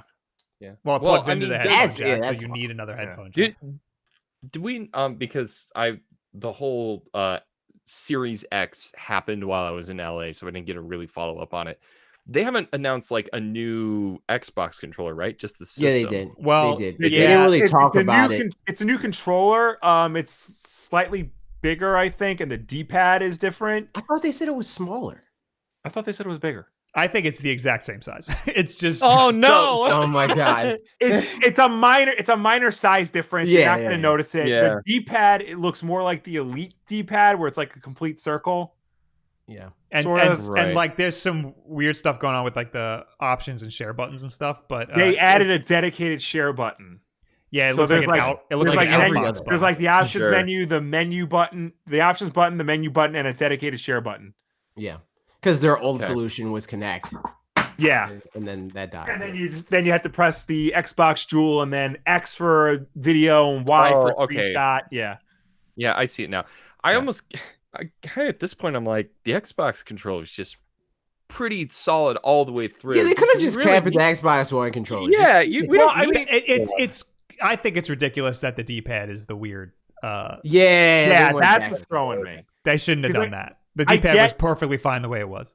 I get altering the size slightly and adding the share button. I don't understand why they changed the D-pad. We should have been talking about Yeah. the Xbox Series X today. True. To be Also, honest. how it's technically not called the Xbox Series X. Did you see that? Yeah, I mean, it is, but apparently it's it's not. called Xbox. No, it's Yeah. called the Xbox Series X, but the line is going to be just called Xbox. Right. Yeah. Oh God. I feel like they should have led with that. I mean, Yeah. it makes sense. I think Well, Xbox. it's part of them going towards services and stuff, and they're Yeah, going to have a whole bunch of I stuff. think Xbox puts way more thought into their names than literally anybody else Which does. is weird because they always have the worst names. Well, Yeah. somebody Yeah. brought up a good because point. they overthink it. They overthink it because with Xbox One, everybody's thinking Xbox One. That means it's the first Xbox. It's not Exactly. the first Xbox. But they're Xbox thinking 360 like doesn't make any sense. they're like Xbox One is the one thing. This is all you Yeah. need. That's what that name Yeah. is. But nobody's thinking of it like. When so. everybody thought it was going to be the Xbox Infinity, that would have Yeah. also been a good name because that makes more sense. So somebody would've brought been up a a good great point. name. I think I saw on Reddit or something that Xbox couldn't do Xbox One, Xbox 2, Xbox 3 because they would always be behind PlayStation, Right. Yeah. even though they did Xbox Well, One. Xbox 360 is a decent name, and I get why they, jump up to that. It's just weird to go from Xbox 360 to Xbox One Yeah, Yeah. when everyone calls the original Xbox One. Yeah. yeah. And now there's just now Xbox. we can't even. Now we just got to go the original Xbox Or OG is what that Xbox if you're IGN. Yeah. I Yeah, I don't get it. It's like every Xbox console name they come out with, it sounds like the first paragraph of an Onion article when Yeah. it's stupid and they're trying to explain why a thing is what it is. And it's stupid, but it hasn't gotten completely crazy yet. Well, I That's think like it's the crazy. explanation of every one of their names. They I don't keep get it. adding. They keep adding X's to it. You had the Xbox One X. You gotta You had stop. the Xbox Series X. It's gonna be like the Xbox Triton X or whatever the crap they're gonna come up with.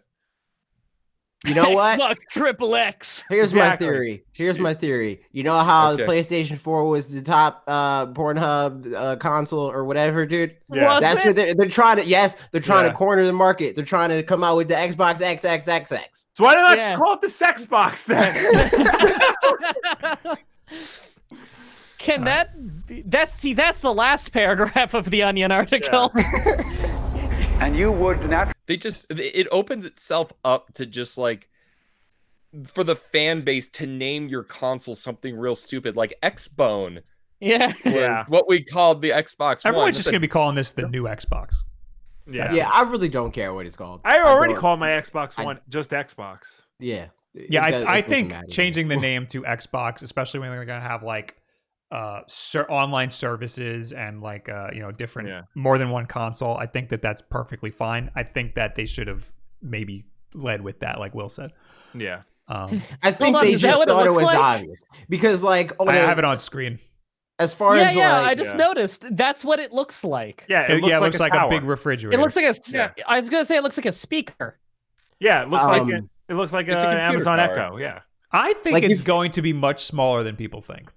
Everybody's speculating IGN, size. I think it's did a thing about that. yeah. about Well, the they're size of it. speculating too, though. Mhm. I I mean, think- it was. I think It's it's like- going to be They like the size of a measured, like, speaker. I think it's right? going to be much smaller than people expect.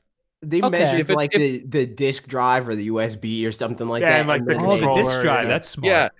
So it looks like 5 Xbox controllers, so it's about like that big. It's not 5 Okay. Xbox controllers. It's gonna be that. Yeah. It's gonna be that It's big. 2 disc drives. They- So It looks like a smaller like PC. You know, they have Yeah, like people are comparing it to the Corsair 1. Yeah, that's what it looks like. Like Yeah. those. does anybody have a disc drive on my computer? Doesn't have a disc drive. Does anybody have Oh one? yeah, I actually still have one. Yeah. So how long is a disc drive? Oh, Dan's Actually- fingers did it. This many. Hold on, keep your fingers up, Dan. This is the size That's of my how big disc it's gonna drive. be. That's how big. All right, yeah, we're I actually have a disc drive right here. Oh, There you go. All right, Oh well, yeah, there we go. let's see the opening of the disc drive. Can I open it while it's not plugged in? Well, just show us the side, The slot. the Like side that. that has the slot. It's top loading. Oh, Yeah, but it's like Well, yeah, but still Think about tilted that on thin, its yeah. side. so it's yeah. double that. Double that. this, I mean, that's yeah. not too big at all. Oh Yeah. no, that's really small. Yeah, that's what I mean- that's about what I expect. yeah. I like that design so much better than the Xbox One. I Which like one? I like the Xbox, the S and the X. S I like and the those X designs. are good. The The original- original Yeah, but Xbox the One, I original think, is design- so good. it's such a freaking VCR. It's Yeah. like, see, this is the thing. Like, I don't care. They're all black boxes, dude. It's fine. It's going to sit True, on a surface, and I'm never going to care what it looks like. I don't care. But As if long as you're- it fits somewhere. Conscious of space. That's like the thing. That It's got to could be an fit issue. somewhere. Yeah. Yeah, Like, if that's you have what an I'm enter- more worried about. If you I have don't an care about entertainment all center, like you got to find room for that. It does Right. lay horizontally, Mhm. but still, you got to think about, how much room is that going to take? Again, it's like a speaker. I think it's not going to be like a computer tower. It's going to be like a very Yeah. small Yeah, desktop or something. Yeah, Like- it Or doesn't speaker, seem that like big. MTV said. yeah. Yeah. Somehow this turned into a conversation about the Xbox Series X. Because Yes. we were supposed to talk about it. Yeah. So should I just start It's all unboxing things important then? stuff. Well, let's do it. Well, first, back to the PlayStation thing. It'll be out January 23rd. So, Yeah. I guess I'll have pick it and one I'll up. try it out. Yeah. I'm interested. Is it only one color, or are they going to do it in all the colors? I think it's that one they- color. It's probably just That would be ridiculous if it was Yeah. every color of every Yeah, controller. I I'm mean, not that's what I was buying thinking. one black and one purple version. No. Okay, let's do the tweet of the week. Tweet of the week! Tweet of the week! Tweet of the week! This Gotta is a Martin quote tweet just- from J. Effin Harris. And the original tweet says, "Son pulled out the weapon they murdered Lincoln with, and it's a robber robbing a convenience store with this giant like revolver." And the quote What? the quote tweet says, "Why I oughta ass looking gun." And I thought that was very funny. That is fun. I hope everyone's right. okay, but anyway. Yeah. Yeah. All right. What do we got? Let's plow through this Should unboxing. I? We got 2 super chats. Do you want to just read Oh those? yeah, crap. We should probably do Yeah. that. We got Sean with $2. Oh, he said thanks for Pokemon. I read that already. We Yeah. got Sean Stark with $2. Said hi from the not real Sean, and also not fake Sean. All right, so I guess he's going by not real Sean now. Yeah. You two still have to fight to the death. Luke Antone with 2 months, but 15 total with re-subscriptions on Twitch. Says, hey, Bob, what do you think could be the big game of 2020? Pokemon Diamond and Pearl remakes. Yeah. Animal Crossing. Oh yeah. At least from confirmed Oh, ones, yeah. I think Metroid Prime. It's going to be the big one next There year. is no way. But wonder No if it is. way. Wonder if it is. What There if it is is? no way. I would. 0% chance of Metroid Prime coming out in 2020. You don't know Zero. that. When did they What do you restart know? What do development? you know? Was that They last restarted year? it like the freaking this year, didn't they? Yeah, like at the beginning of the year. Yeah. Shh, whatever. How long do games take to make? Like a week? Yeah. Just throwing it Yeah. out there. Well, I Just throwing mean, it out if there. you're wonderful FNAF creator Scott Cawthon, it takes you exactly 3 months. Yeah. There's no way, dude. Zero. There's But- negative percent But chance. there could be. I mean, there could be a chance of them dropping. They might do the trilogy. trilogy. The trilogy is Yeah. possible. I think they'll drop the trilogy. All right, well, what do you got? All right. So the first thing we got is from 8-Bit Do, and they Oh. are the 02 controllers. I was not expecting Oh to my- actually get those. These are tiny ass controllers. Those are that you super can- cute. For the Switch, Mac OS, Windows, Steam, Android, and Raspberry Pi. We got turquoise and yellow. I'll open one up so we can get a good idea of the size of it. Oh, Jesus. Put it up next to the disk drive. Yeah, we need. Wow. Oh my wow, look that's at that. tiny. Jesus. Wow. Man, that's like 1/100th of an Xbox XX. Hold on. I got That's great. I was expecting to actually get those because I got an email about it and I was like, I don't know about this. So this is an 8-bit do NES 30, like the original design, and this is the Zero. Holy Oh crap. my That's the God. size of your thumb. Look at that. Yeah. Wow, that is tiny. I mean, that's It's for your great. action figures, Will. Yeah. Yeah. How does it? Well, I'm like, all right, now it's broken. Now I'll never There know. it goes.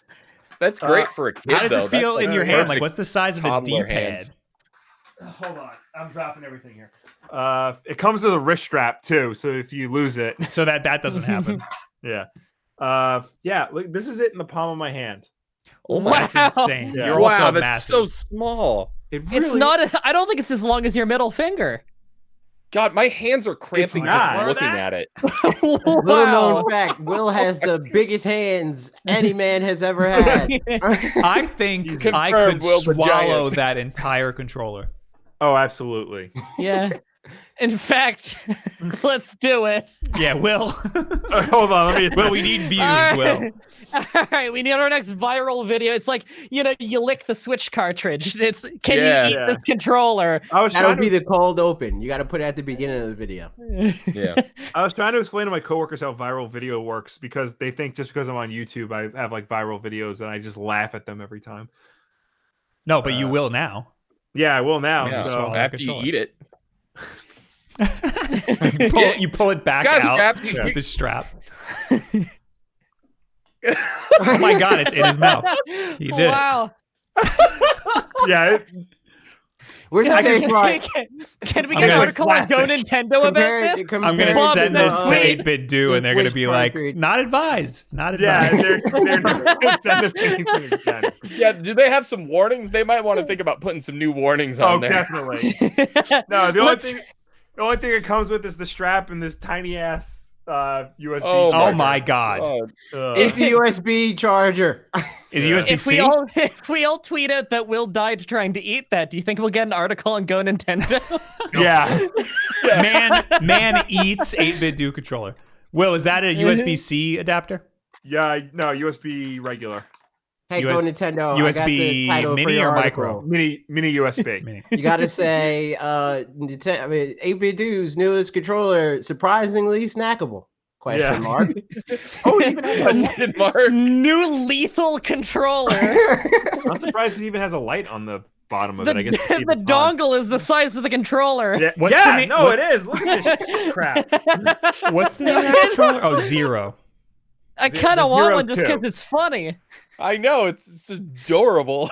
I don't know how comfortable this will be for long play sessions. No, but I it's don't the know fact how that it's comfortable portable. for right now. Oh Like, yeah, no, can- this is portable AF. Oh, so No, that this is is- a this is what micro it is. USB, by the way. Yeah, This is the micro controller USB. that you can play in your mouth. That's what Yeah. it's for, dude. I can, There's a you can video. handle it on Controller. Halloween. Yeah. It's like a fun-sized chocolate bar for Halloween. Can Yeah. I beat this Mario Maker level with the 8-Bit Do controller in my mouth? Yeah. No, it you doesn't got to battle. cut out a couple words. Just say, "Can I beat Mario Maker with my mouth?" No items in battle. Yeah. And it's me. It's just a screen. The thumbnail is me chipmunking the controller. Yeah. I'm All so right. glad that my chinchilla can Raid finally play video Shadows games with Legends. me. All right, next. This is from Hyperkin. Oh, wait. We Is should it check an embargo? embargo on this one. Should I check see if they left a note? Yeah. Yes. Okay, Yeah, if you want more stuff later. hang on. Also, Bob, maybe check your email. I'm yeah, checking do right that now. while I do this. Hyperkin. I could also just. Ooh, yeah, no, check to see if they sent an email because I want to talk about this.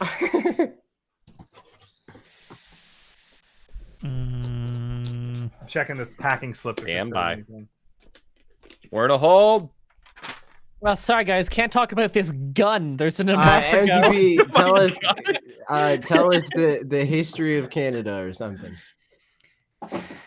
It all started when an Englishman and a French woman loved each other very much. I just straight up. That's a lie. They asked- didn't love each other. I just straight up asked, "Quick, is it embargoed?" In an Instagram message. I will get an answer. I will. All right. So Wait, can I did you move on? not even specify what it is? No, I specify what it is, but I can't say what it is. Okay. Okay. Oh, Should I But move I on didn't to the see next any thing yet? embargo information, but I don't want to. I don't want to. tweet Go Nintendo. They know everything. Yeah. Yeah. Should I move on to the next? Oh thing? no, you're good. You're good. You're good. We're talking You're about good. You're good. Yeah. I told you. All right. I told you I was going to get an Awesome. answer. It's the Oh, is it- Admiral Wireless Bluetooth controller for the Nintendo 64. Oh, that's cool. I think we held this at E3. We did. We didn't get to play it. Yeah. We have a video. It's one of the first things we showed at our E3 Yeah. video this year. So wait, take this works with an N64. yes. Correct. Take your game night to the next level with Hyperkin's Admiral Premium Wireless Bluetooth controller for the N64. Its comfortable ergonomic design, high performance analog stick, and dual Z buttons gives you the edge you need to double jump, Z target, and smash your way through the competition. Wow. Here, while you Trash. open it, I'll read the Trash. notes I was emailed. Yeah. That sounds cool. The MSRP is $39.99. It is available now. Oh, well, then it's not embargoed. Okay. At local retro video game stores, we like to plug our mom and pops. It is compatible with N64 via dongle and Mac and PC and Android and iOS via Bluetooth. I did not know it had Bluetooth. It has dual Z buttons, like Will just said. Transfer mode allows you to back up your game saves onto an SD card, which is amazing. I think it's a micro SD card, not a real. It is a SD micro card. SD card. Okay. It That's comes with a the most very intriguing- long micro USB cable for charging. That was the most intriguing part that we found at E3. Yeah. Although, the first thing I thought of was putting because it has an expansion pack. Yeah. The So first- here's the dongle. You Right. plug Okay. this into the N64, and then here you plug your N64 memory card in here, and it can read the memory card. Oh, Cool. okay. Theoretically, you can put a rumble pack in here, but it was highly advised that you don't. Well, because Oh, it yeah. will work and it will shake the console. they called it the Quake, but there's a note Yeah. here. I think they disabled it. Okay. it was too Well, I dangerous. felt the need to let you know, like, hey, idiot. Yeah. No, But yeah, don't there's no, wait, does it work with this Pokemon Stadium thing that you can So put your that's your what I was card getting in? at. Because that's transfer cool. pack. You can't rip the game saves from a Game Boy, which is what I was trying to, because you can put that little thing in the expansion pack. But Yeah. Yeah. let me read more of the notes because some of our questions might be answered. Anyway, 6-hour rechargeable lithium-ion battery. It is made with love. That's one of the notes. That's very important. Unfortunately, the dongle is incompatible with rumble packs. The Quake was too risky. As funny as it was, it seriously could rumble consoles off tables. It still says in the manual not to do it, because I know someone out there is going to try to modify it and try it. So it's I think rumble pack is disabled, Okay. which you wouldn't want to do that anyway because it's going to shake the whole console. Nintendo Life found a workaround to make the dongle compatible with the transfer pack by inserting it into an OEM controller and plugging that controller in a non-player 1 port on the N64. This allows for the transfer pack to be recognized by Pokemon Stadium, but the game is controlled by our controller. So the transfer pack, I guess, does not work in that controller. Yeah. That's interesting. And so What was the name of this again? The Admiral. the Admiral. So yeah, it even has, you can see like right there, the micro SD card slot. That's awesome. Yeah. And then this is the controller itself. It's pretty thin overall. It's very light. And it's not too big. And it feels really good in your hand. How many Xbox One Series X is that? Yeah. Yeah, put it next to the disk drive. Yeah, This is okay, this is- the same size. Oh wow. That's All right. one solid. No, you're that's never one going to be able to solid. put that disk drive in a computer. We need that on hand. That's important. Story about this. This is the only like portable aftermarket Blu-ray drive that I could find It's made by Pioneer. It was like $90. It was a birthday gift for my in-laws. Thank you for that. But this is great to have if you have a laptop and you need to rip movies for your YouTube channel. Okay. Okay. Highly recommend it. There's But one yeah, It's no, great for measuring. yeah, it's also great for measuring things. Yeah. It's weird because so the C buttons are like in a more prominent position than the A and B buttons are, but I feel like the A and B buttons were the more important buttons like during the N64 era. Yeah. Yeah, man. And- all you can do is jump in Smash Bros with those, man. It's not uncomfortable. It's like moving your hand to the right analog stick. It looks a little bit like that Hori controller that came out with the while the N64 was still alive. Yeah. That had like a much better layout. This is going to be directly competing against the Retro Fighter controller. Yes.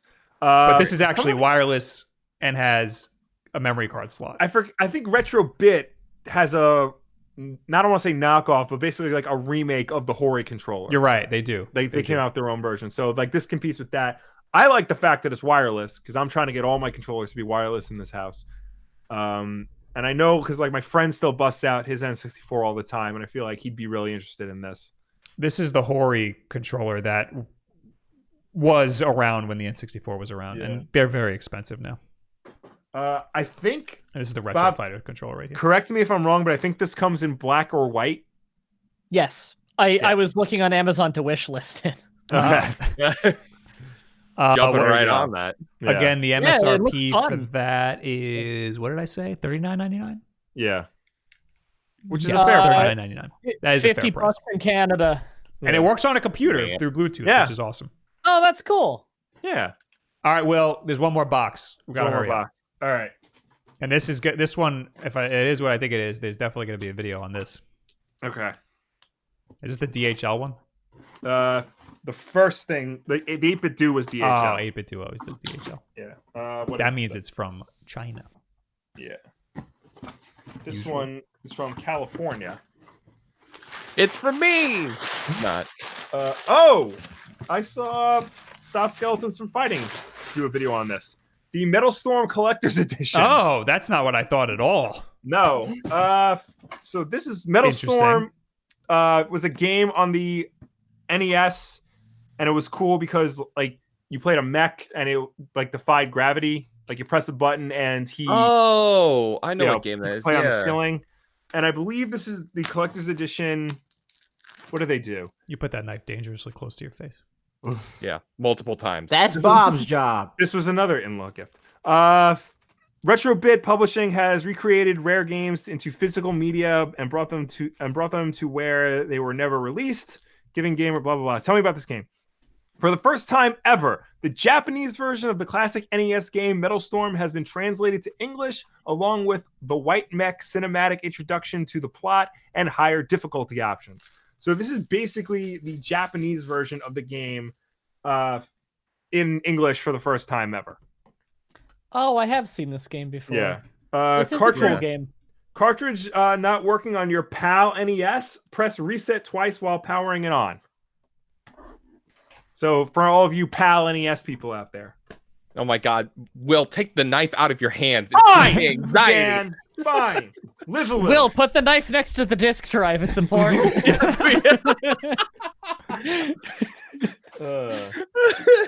I just needed perspective on how close it was to your face, and it's the only way I know how to measure things Maybe anymore. I'm freaking out. Maybe it was at least 2 disk drives away from your face. You mean one Xbox Triple X? Yeah. Yes. So we get a pin. Here's your pin. Yay. Yay. We get a little statue of the gunner. Yay. There he is. That's pretty cool. This room's a I got an mess. email And then- about this. I saw it last night and I didn't answer. I haven't looked at my emails in so long, and I didn't answer because I was like, I'm not going to make a video on this. I feel bad. But thanks for sending it. This is the It is certificate of cool. authenticity and 2 postcards. That's cool. Which I was interested in this, but I knew I wasn't going to make a video, so I felt bad taking one. All right, let me just put this back because this is the actual thing we want to see. This boxes just fly everywhere. I'm going to have a mess in this room. So this is the Welcome game to itself. my life after every single unboxing. Yeah. You don't live with another person. I lived with two, and you would just be like, all right, bye, and you would leave the mess with Bob over here. That's right. Times were great. Then you had to move, get to gain independence. All right. So this isn't throwing some shade. Yeah. So I want to. That's what I want to get to because this is an actual NES cartridge. Wow. Oh, that's so cool. Oh, that's awesome. NES. And it's a blue cart. It's like it. I think it's an original plastic mold too. That's like freaking amazing. Yeah. That's amazing. That's the best part. How many screws in the back? 3. Okay. Wow. Okay. Yeah. And it even comes with instruction manual and poster. That's awesome. Yeah. So this is rad.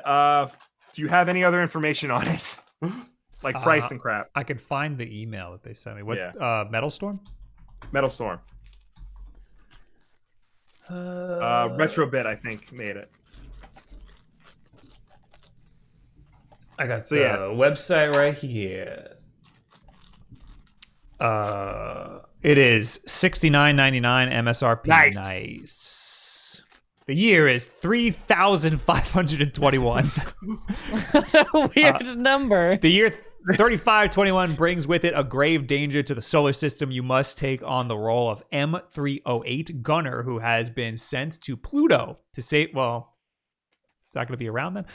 To save Earth from a malfunctioning laser gun created to protect all humankind. Defy gravity and storm across the space station, defeating enemies and boss machines while equipped with special weaponry. Defeat Gigadeath and protect Earth from future threats. The plan to defend all of mankind was build a laser gun. I mean, don't it all was the plans? 80s. Yeah. Don't all good plans start with build a laser gun? You can buy the standard edition, which is a black cartridge, for $44.99. Which, you know what, sounds like just buy the collector's edition. Yeah. Yeah. No, the start of defending everyone is a jetpack. Yeah. Yeah. I like the figure. That's awesome. Yeah. Just putting it all back in the box. But anyway, thanks, Retrobit. Yeah. This was radical. To use the proper terminology. All right. Now we got to talk to you guys real quick. Yes, as always, you can reach us on Twitter using the hashtag Wulff Den Live. If you left a comment on last week's Wulff Den Live, this is the part of the show we will finally answer you. And of course, ladies and gentlemen watching us at home, please start leaving your questions and comments so we will get to them when we are done with everybody else. Using the hashtag Wulff Den Live, we got who do we got? Oh, I have to use the Discord for this. I forgot. We'll get there eventually. Yeah. We got Falto on Twitter who says, just curious, what's your favorite controller of all time on any console? Mine is the Xbox One controller. I gotta say, though, the Stadia controller is exactly the same as the Xbox controller. But I like where the D-pad is. Bob just wants to get canceled today. Gamers are going to be very upset. Yeah. I like the Xbox. I've come around to it a lot more. Not that I was ever against the Xbox One controller, but I've really started enjoying using it. Yeah, I would say the Xbox 360 or the Xbox One controller are like the best controllers ever made. Yeah, I think I don't have One. I would say I don't have anything 360, against but like I don't like the D-pad. Yeah, that's true. I have nothing against like the DualShocks or I do. I don't like them. I don't have an Xbox, and back when I used an Xbox 360 once, it was really hard on my thumb joints because of my Ehlers-Danlos syndrome. So I find the favorite is the keyboard. Keyboard and mouse. But if we're talking about controller, PlayStation 4 one's really comfy, and the Pro controllers, the Switch Pro controller is really comfy. I can't really pick between them. I like both of them. Yeah. We got Muhammad Hader who says, not only do I want the old format back, I want you to go back to the sectional couch where you can go F yourself. Jordan Rand says, Merry Wolfmas. Will went to TeePublic today and bought some shirts I saw on the backlog. Interesting. Of course, using the affiliate link. Bob, I was so excited that you loved my comment. I screenshot and sent it to my girlfriend. Merry Christmas to the Wulff family and friends. Hi, guys. Hello, Jordan. I appreciate that. And that's very cute. Yeah. Also, Will talked about T-Public stuff in his video today. I did. Yeah. Thank you for using the link in the description. I appreciate that. I thought he was going to thank Bob for watching his video. Yeah. Justin Thank you, Bob, Coley for watching this video. from Justin Coley, a real diehard fan for a long time, says, Yes. "Good morning, gents." He's also British. Morning. My question for you both is: getting into YouTubing, what are your schedules comprised of? How often do you write scripts / ideas, etc.? Do you spend a whole day recording, having some in the bank, or record proactively to recent events in gaming and comics? His questions were 3 to 4 tweets long, so here's a TLDR. Thanks, Fred. We're going to try to plow through this quickly because now you have 5 YouTubers here. Yeah. So I would just say don't do it. It's a bad gig to get into, and once you start the habit, you will never be able to stop. Schedule's all over the place, but that's why I think it's important to have at least one day that you know you're going to post for sure a week. Yeah. If you're going to do more than one day, then good luck to you. But have days that you know you're going to post on. My schedule ends up me being rushing everything the day before, but I try to get ideas prior. I have a list of ideas in case there's no, news for that week. But for the most part, I try to stay in the meta. Yeah. I try to write and film on Mondays and edit on Tuesdays. That rarely happens. Often, especially recently, I've been doing everything on Tuesday night, which I do not recommend ever. The thing is, like, if you have a day that you know you're going to post all the time, set that day, and then everything else sort of falls into place. Here's what you do to write a Cybert channel video. Finish the previous video, go into a deep depression as you just spent years of your life trying to edit the damn thing. And then do another one in maybe a month or so.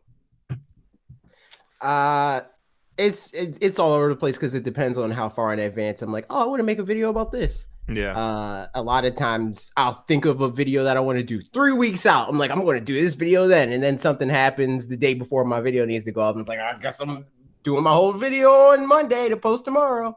So yeah, it's all over the place. My YouTube strategy and schedule is never stop working. This is considered my break for the day.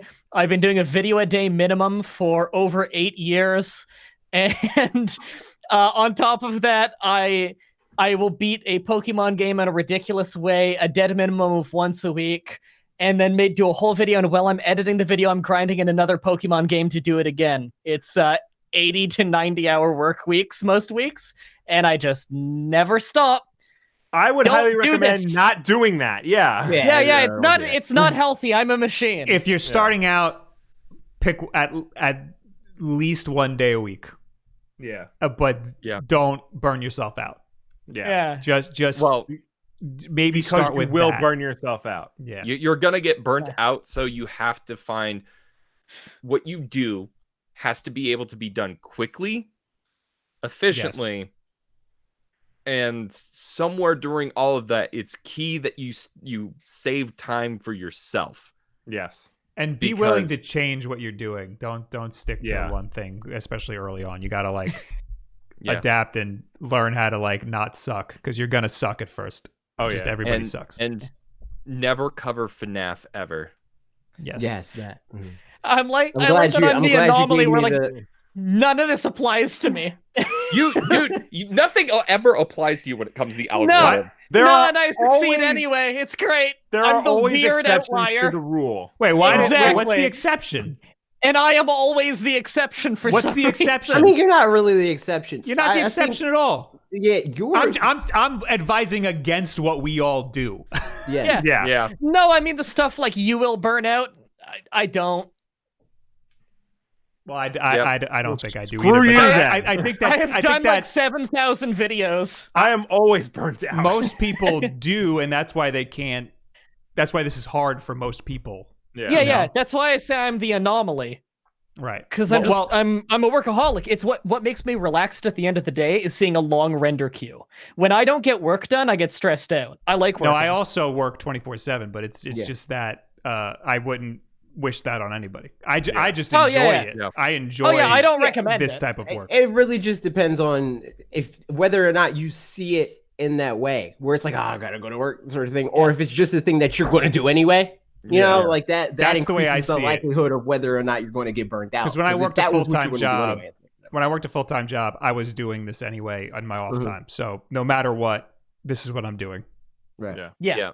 It's like I would it's also like it's like water. It will fill whatever container it's in. So when there's other stuff in there, I'm still going to be working on stuff like this. I would also recommend that if you end up working for another channel, don't start a YouTube channel on top of that, because it will slowly destroy you. Yeah. To go from like, hey, I just did editing all day.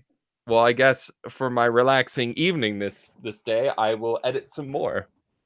Yeah, no, It's kind of like no how thanks. like you spend all week trying to write and film and edit a video about comic books, and I'm just like, I don't want to read comic books ever again.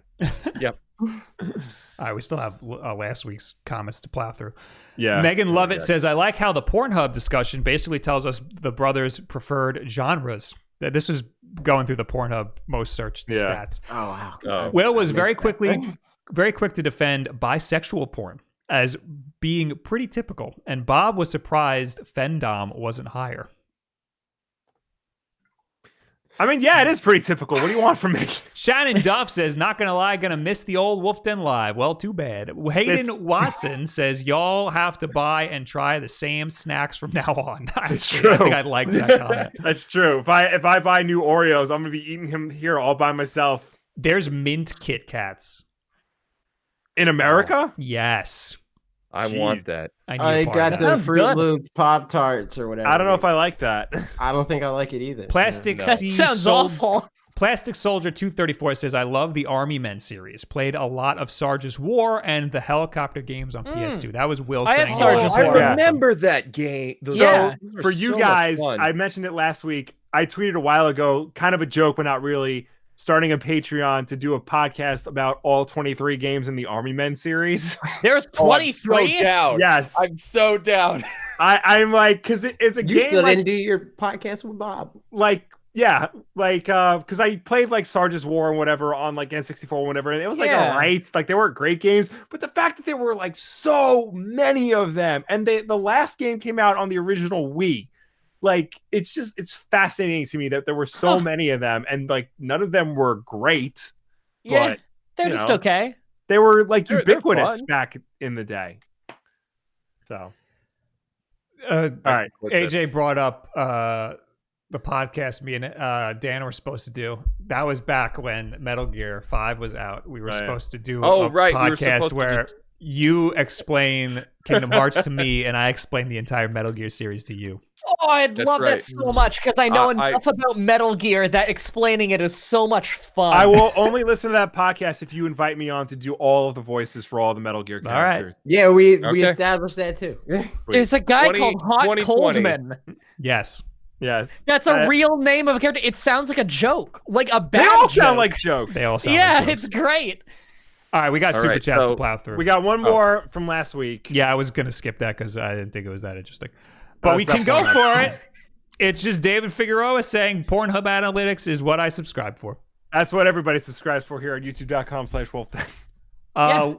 We got Dingo on my 40 with $2. Said Video Games New York just got it in the Admiral controller and it works. He tried it. Nice. I was just gonna say I gotta go try it out, but apparently I have it. So Rockin' Val with $5 says, here is my late fee. Hope everyone has a nice day and New Year. Will, that Jeff Goldblum figure is calling you. Oh yes, the Jeff Goldblum, sexy Jeff Goldblum Funko figure that You don't I'm have still. I don't have that. No, because the biggest lie I'm so sorry. that has ever been told is the fact that Target was going to have the sexy Jeff Goldblum Funko Pop. I've been to like 5 different Targets in 5 different states. None of them have them. I'm convinced that it is a lie and it doesn't exist. Dan, I swear to God, do you want me to check my personal store for you? no, because I don't believe that you have it. I don't believe that anybody I saw it. I've seen it You once. saw it? Wait, what do you mean you saw it? in real life or in your collection? Because you have to know what's in your collection. I think I saw it because, I mean, up here, like, collecting stuff just isn't a thing unless it's wood to fuel your fire. So sometimes like some things slide through, and I swear I saw that. Because like I've seen it once at Long Island Retro Gaming Expo, and they were charging like $30 for it, and I lost my mind. I was so mad about that. It was like the most egregious war crime I've ever seen. Okay, wait. How much are pops usually? Because I don't even care. I think they look dumb, so I never bought a single one. Okay, gotcha. Yeah. All right, we got more super chats. I'm gonna buy you all one and send it to you. SJR5991 with $10 says, "Hey, Wulff Den Bros / crew, not Sean here. That's the fake Sean. Okay, this is the actual. Wait, fake which Sean. Not Sean? This is the SJR that is not Sean. Oh, gotcha. But not Sean. How excited are you guys for 2020 in terms of making YouTube content about nerddom, i.e. PS5, Xbox X, or what a Series X, Switch, big game releases, and MCU movies and TV shows? Looking sharp, guys. Thank you. I'm excited for the new consoles. I'm excited to not take a break, but not try to do more than one video for January. Yeah. So I'm not taking a break, but I'm gonna not overexert myself. Yeah.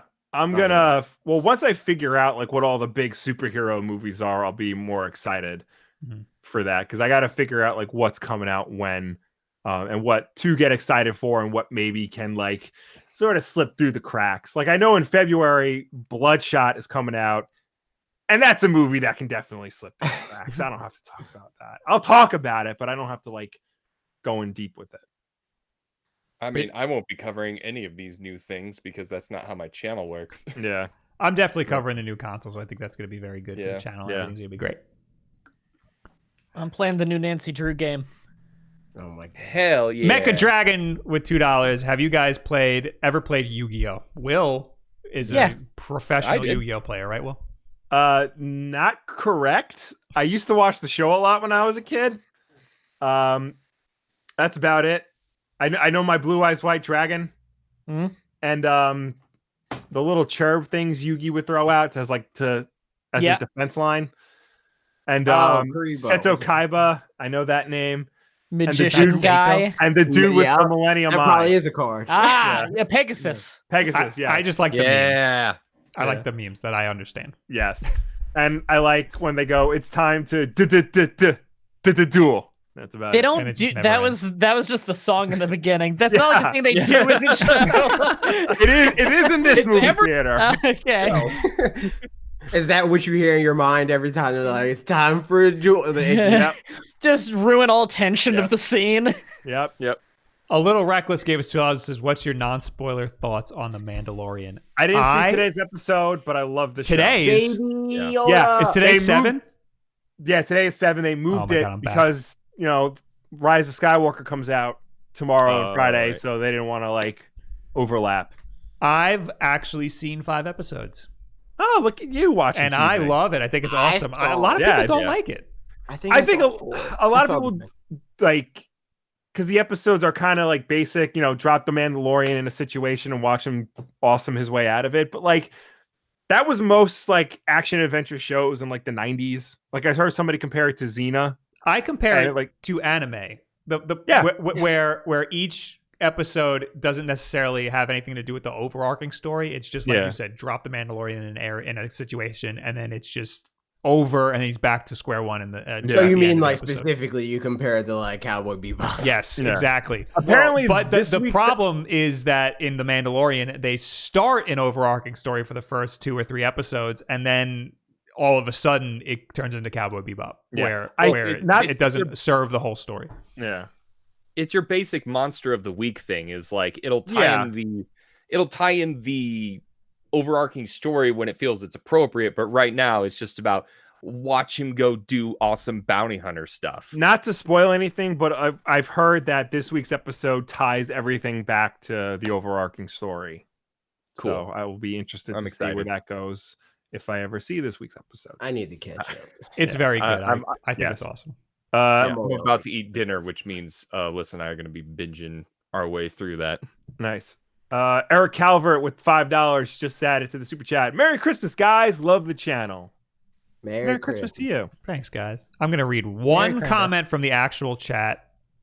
Okay. Just so we fill our quota, and then we got to get that. Who's going to be the winner? Yeah. It's Miles Harrison who says, "Are any of you guys considering picking up Persona 5 Royal?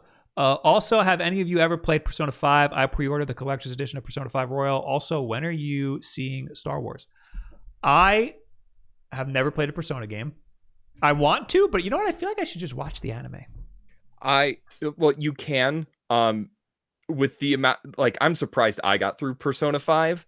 It's a long game, and when you think it's starting to speed up, it slows down, like in like a good way. It's not that the pacing's wrong. It's just a very, very long game. It's a very You're not good selling game. this on me, Dan. Yeah. Well, no, this isn't for like. I'm surprised I had time to finish it. It's not like if you do YouTube, Persona 5 is a really hard game to get through. Yeah. The only way I'm playing it is if it's on Switch. It's literally the only way that I'm even going to come close. I'm surprised they haven't put it on Switch yet. There must be some sort of like licensing issue that they can't. Yeah, I'd be more likely to play it if it comes to Switch, but I'm also just more likely to watch the anime. I bet I'd like it. I just haven't played any of the Persona games. They look really cool, and I hear people really like them. And I played like 2 hours of Persona 4 at my sister's place once, which means I literally didn't get to gameplay. Like, I literally did not get to battle.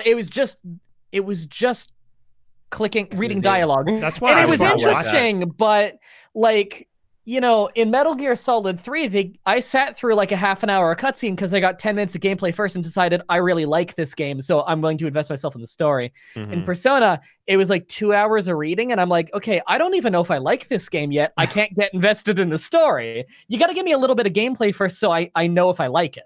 Yeah. Yeah, it's a slow start, but once you start getting into it, just like how it structures with each day, you can only do so many things, gets you in that sort of habit. It's the same thing I got from like Civ 5. It's like, oh, I'll just do one more day. I'll just do one more turn. I'll just do one more thing. And the next thing you know, it's 4 a.m. and you're like, exactly. Crap. Yeah, I get like that with games. Mecha Dragon says, "Bob, I don't like weeaboo games and especially JRPGs. Also, Bob, you know I really want to play Persona 5. I said I want to watch it." That's different. All right, anyway. Thank you all for being here, and thank you for hanging out. Thank you for tuning in. Thank you for watching us. Thank you for chatting with us. As always, Wulff Den Live is every single Wednesday night at 8 p.m. Eastern right here on youtube.com/Wulff Den. If you can't make the show for any reason at all, we always put it up as an archive version on Thursday for you to watch on demand whenever you want. If you prefer to listen to us rather than watch us, you can do that as well. We're also an audio podcast on Apple Podcasts, SoundCloud, Spotify, Google Play, and Stitcher. And if you listen to us on any of those platforms, please be sure to subscribe, rate, and review us because that helps us with placement. That helps us with placement almost on those respective stores. Oh. If you want to watch just a little bit of Wulff Den Live, you don't want to watch the whole thing, or maybe you want to send a clip to your friend, then head on over to Wulff Den Clips, where our good friend Eric Henley takes this week's episode and cuts it down into bite-sized chunks for your viewing pleasure. We got a last-second super chat here from... Oh, look at that. I love Kingdom Hearts and other video games with $2. What is Shadow of War the sequel to? Battle for Middle-earth. Right? Yeah. Yeah, Shadow of Mordor. Yeah. Why? It's Middle-earth, Shadow of Mordor, and then the sequel is Middle-earth, Shadow of War. But why? Yeah. Why are you asking Very me and confusing not names. Google? Yeah. Yeah, that's... You wasted $2 on it. I'm not complaining because you got money. Yeah. Well, maybe it's something to do with Xbox being like having weird names. Maybe How big is Shadow Black. of War compared to the disk drive? I mean, Can we get that disk drive back out? Just we gotta more? leave. Thank you, everybody, for being here. Everybody, say your names one more time. Everybody's link is in the description. I'm AJ. I'm in the description. I'm also here all the time. So I'm Dan. I'm not here all the time. I'm in the description though.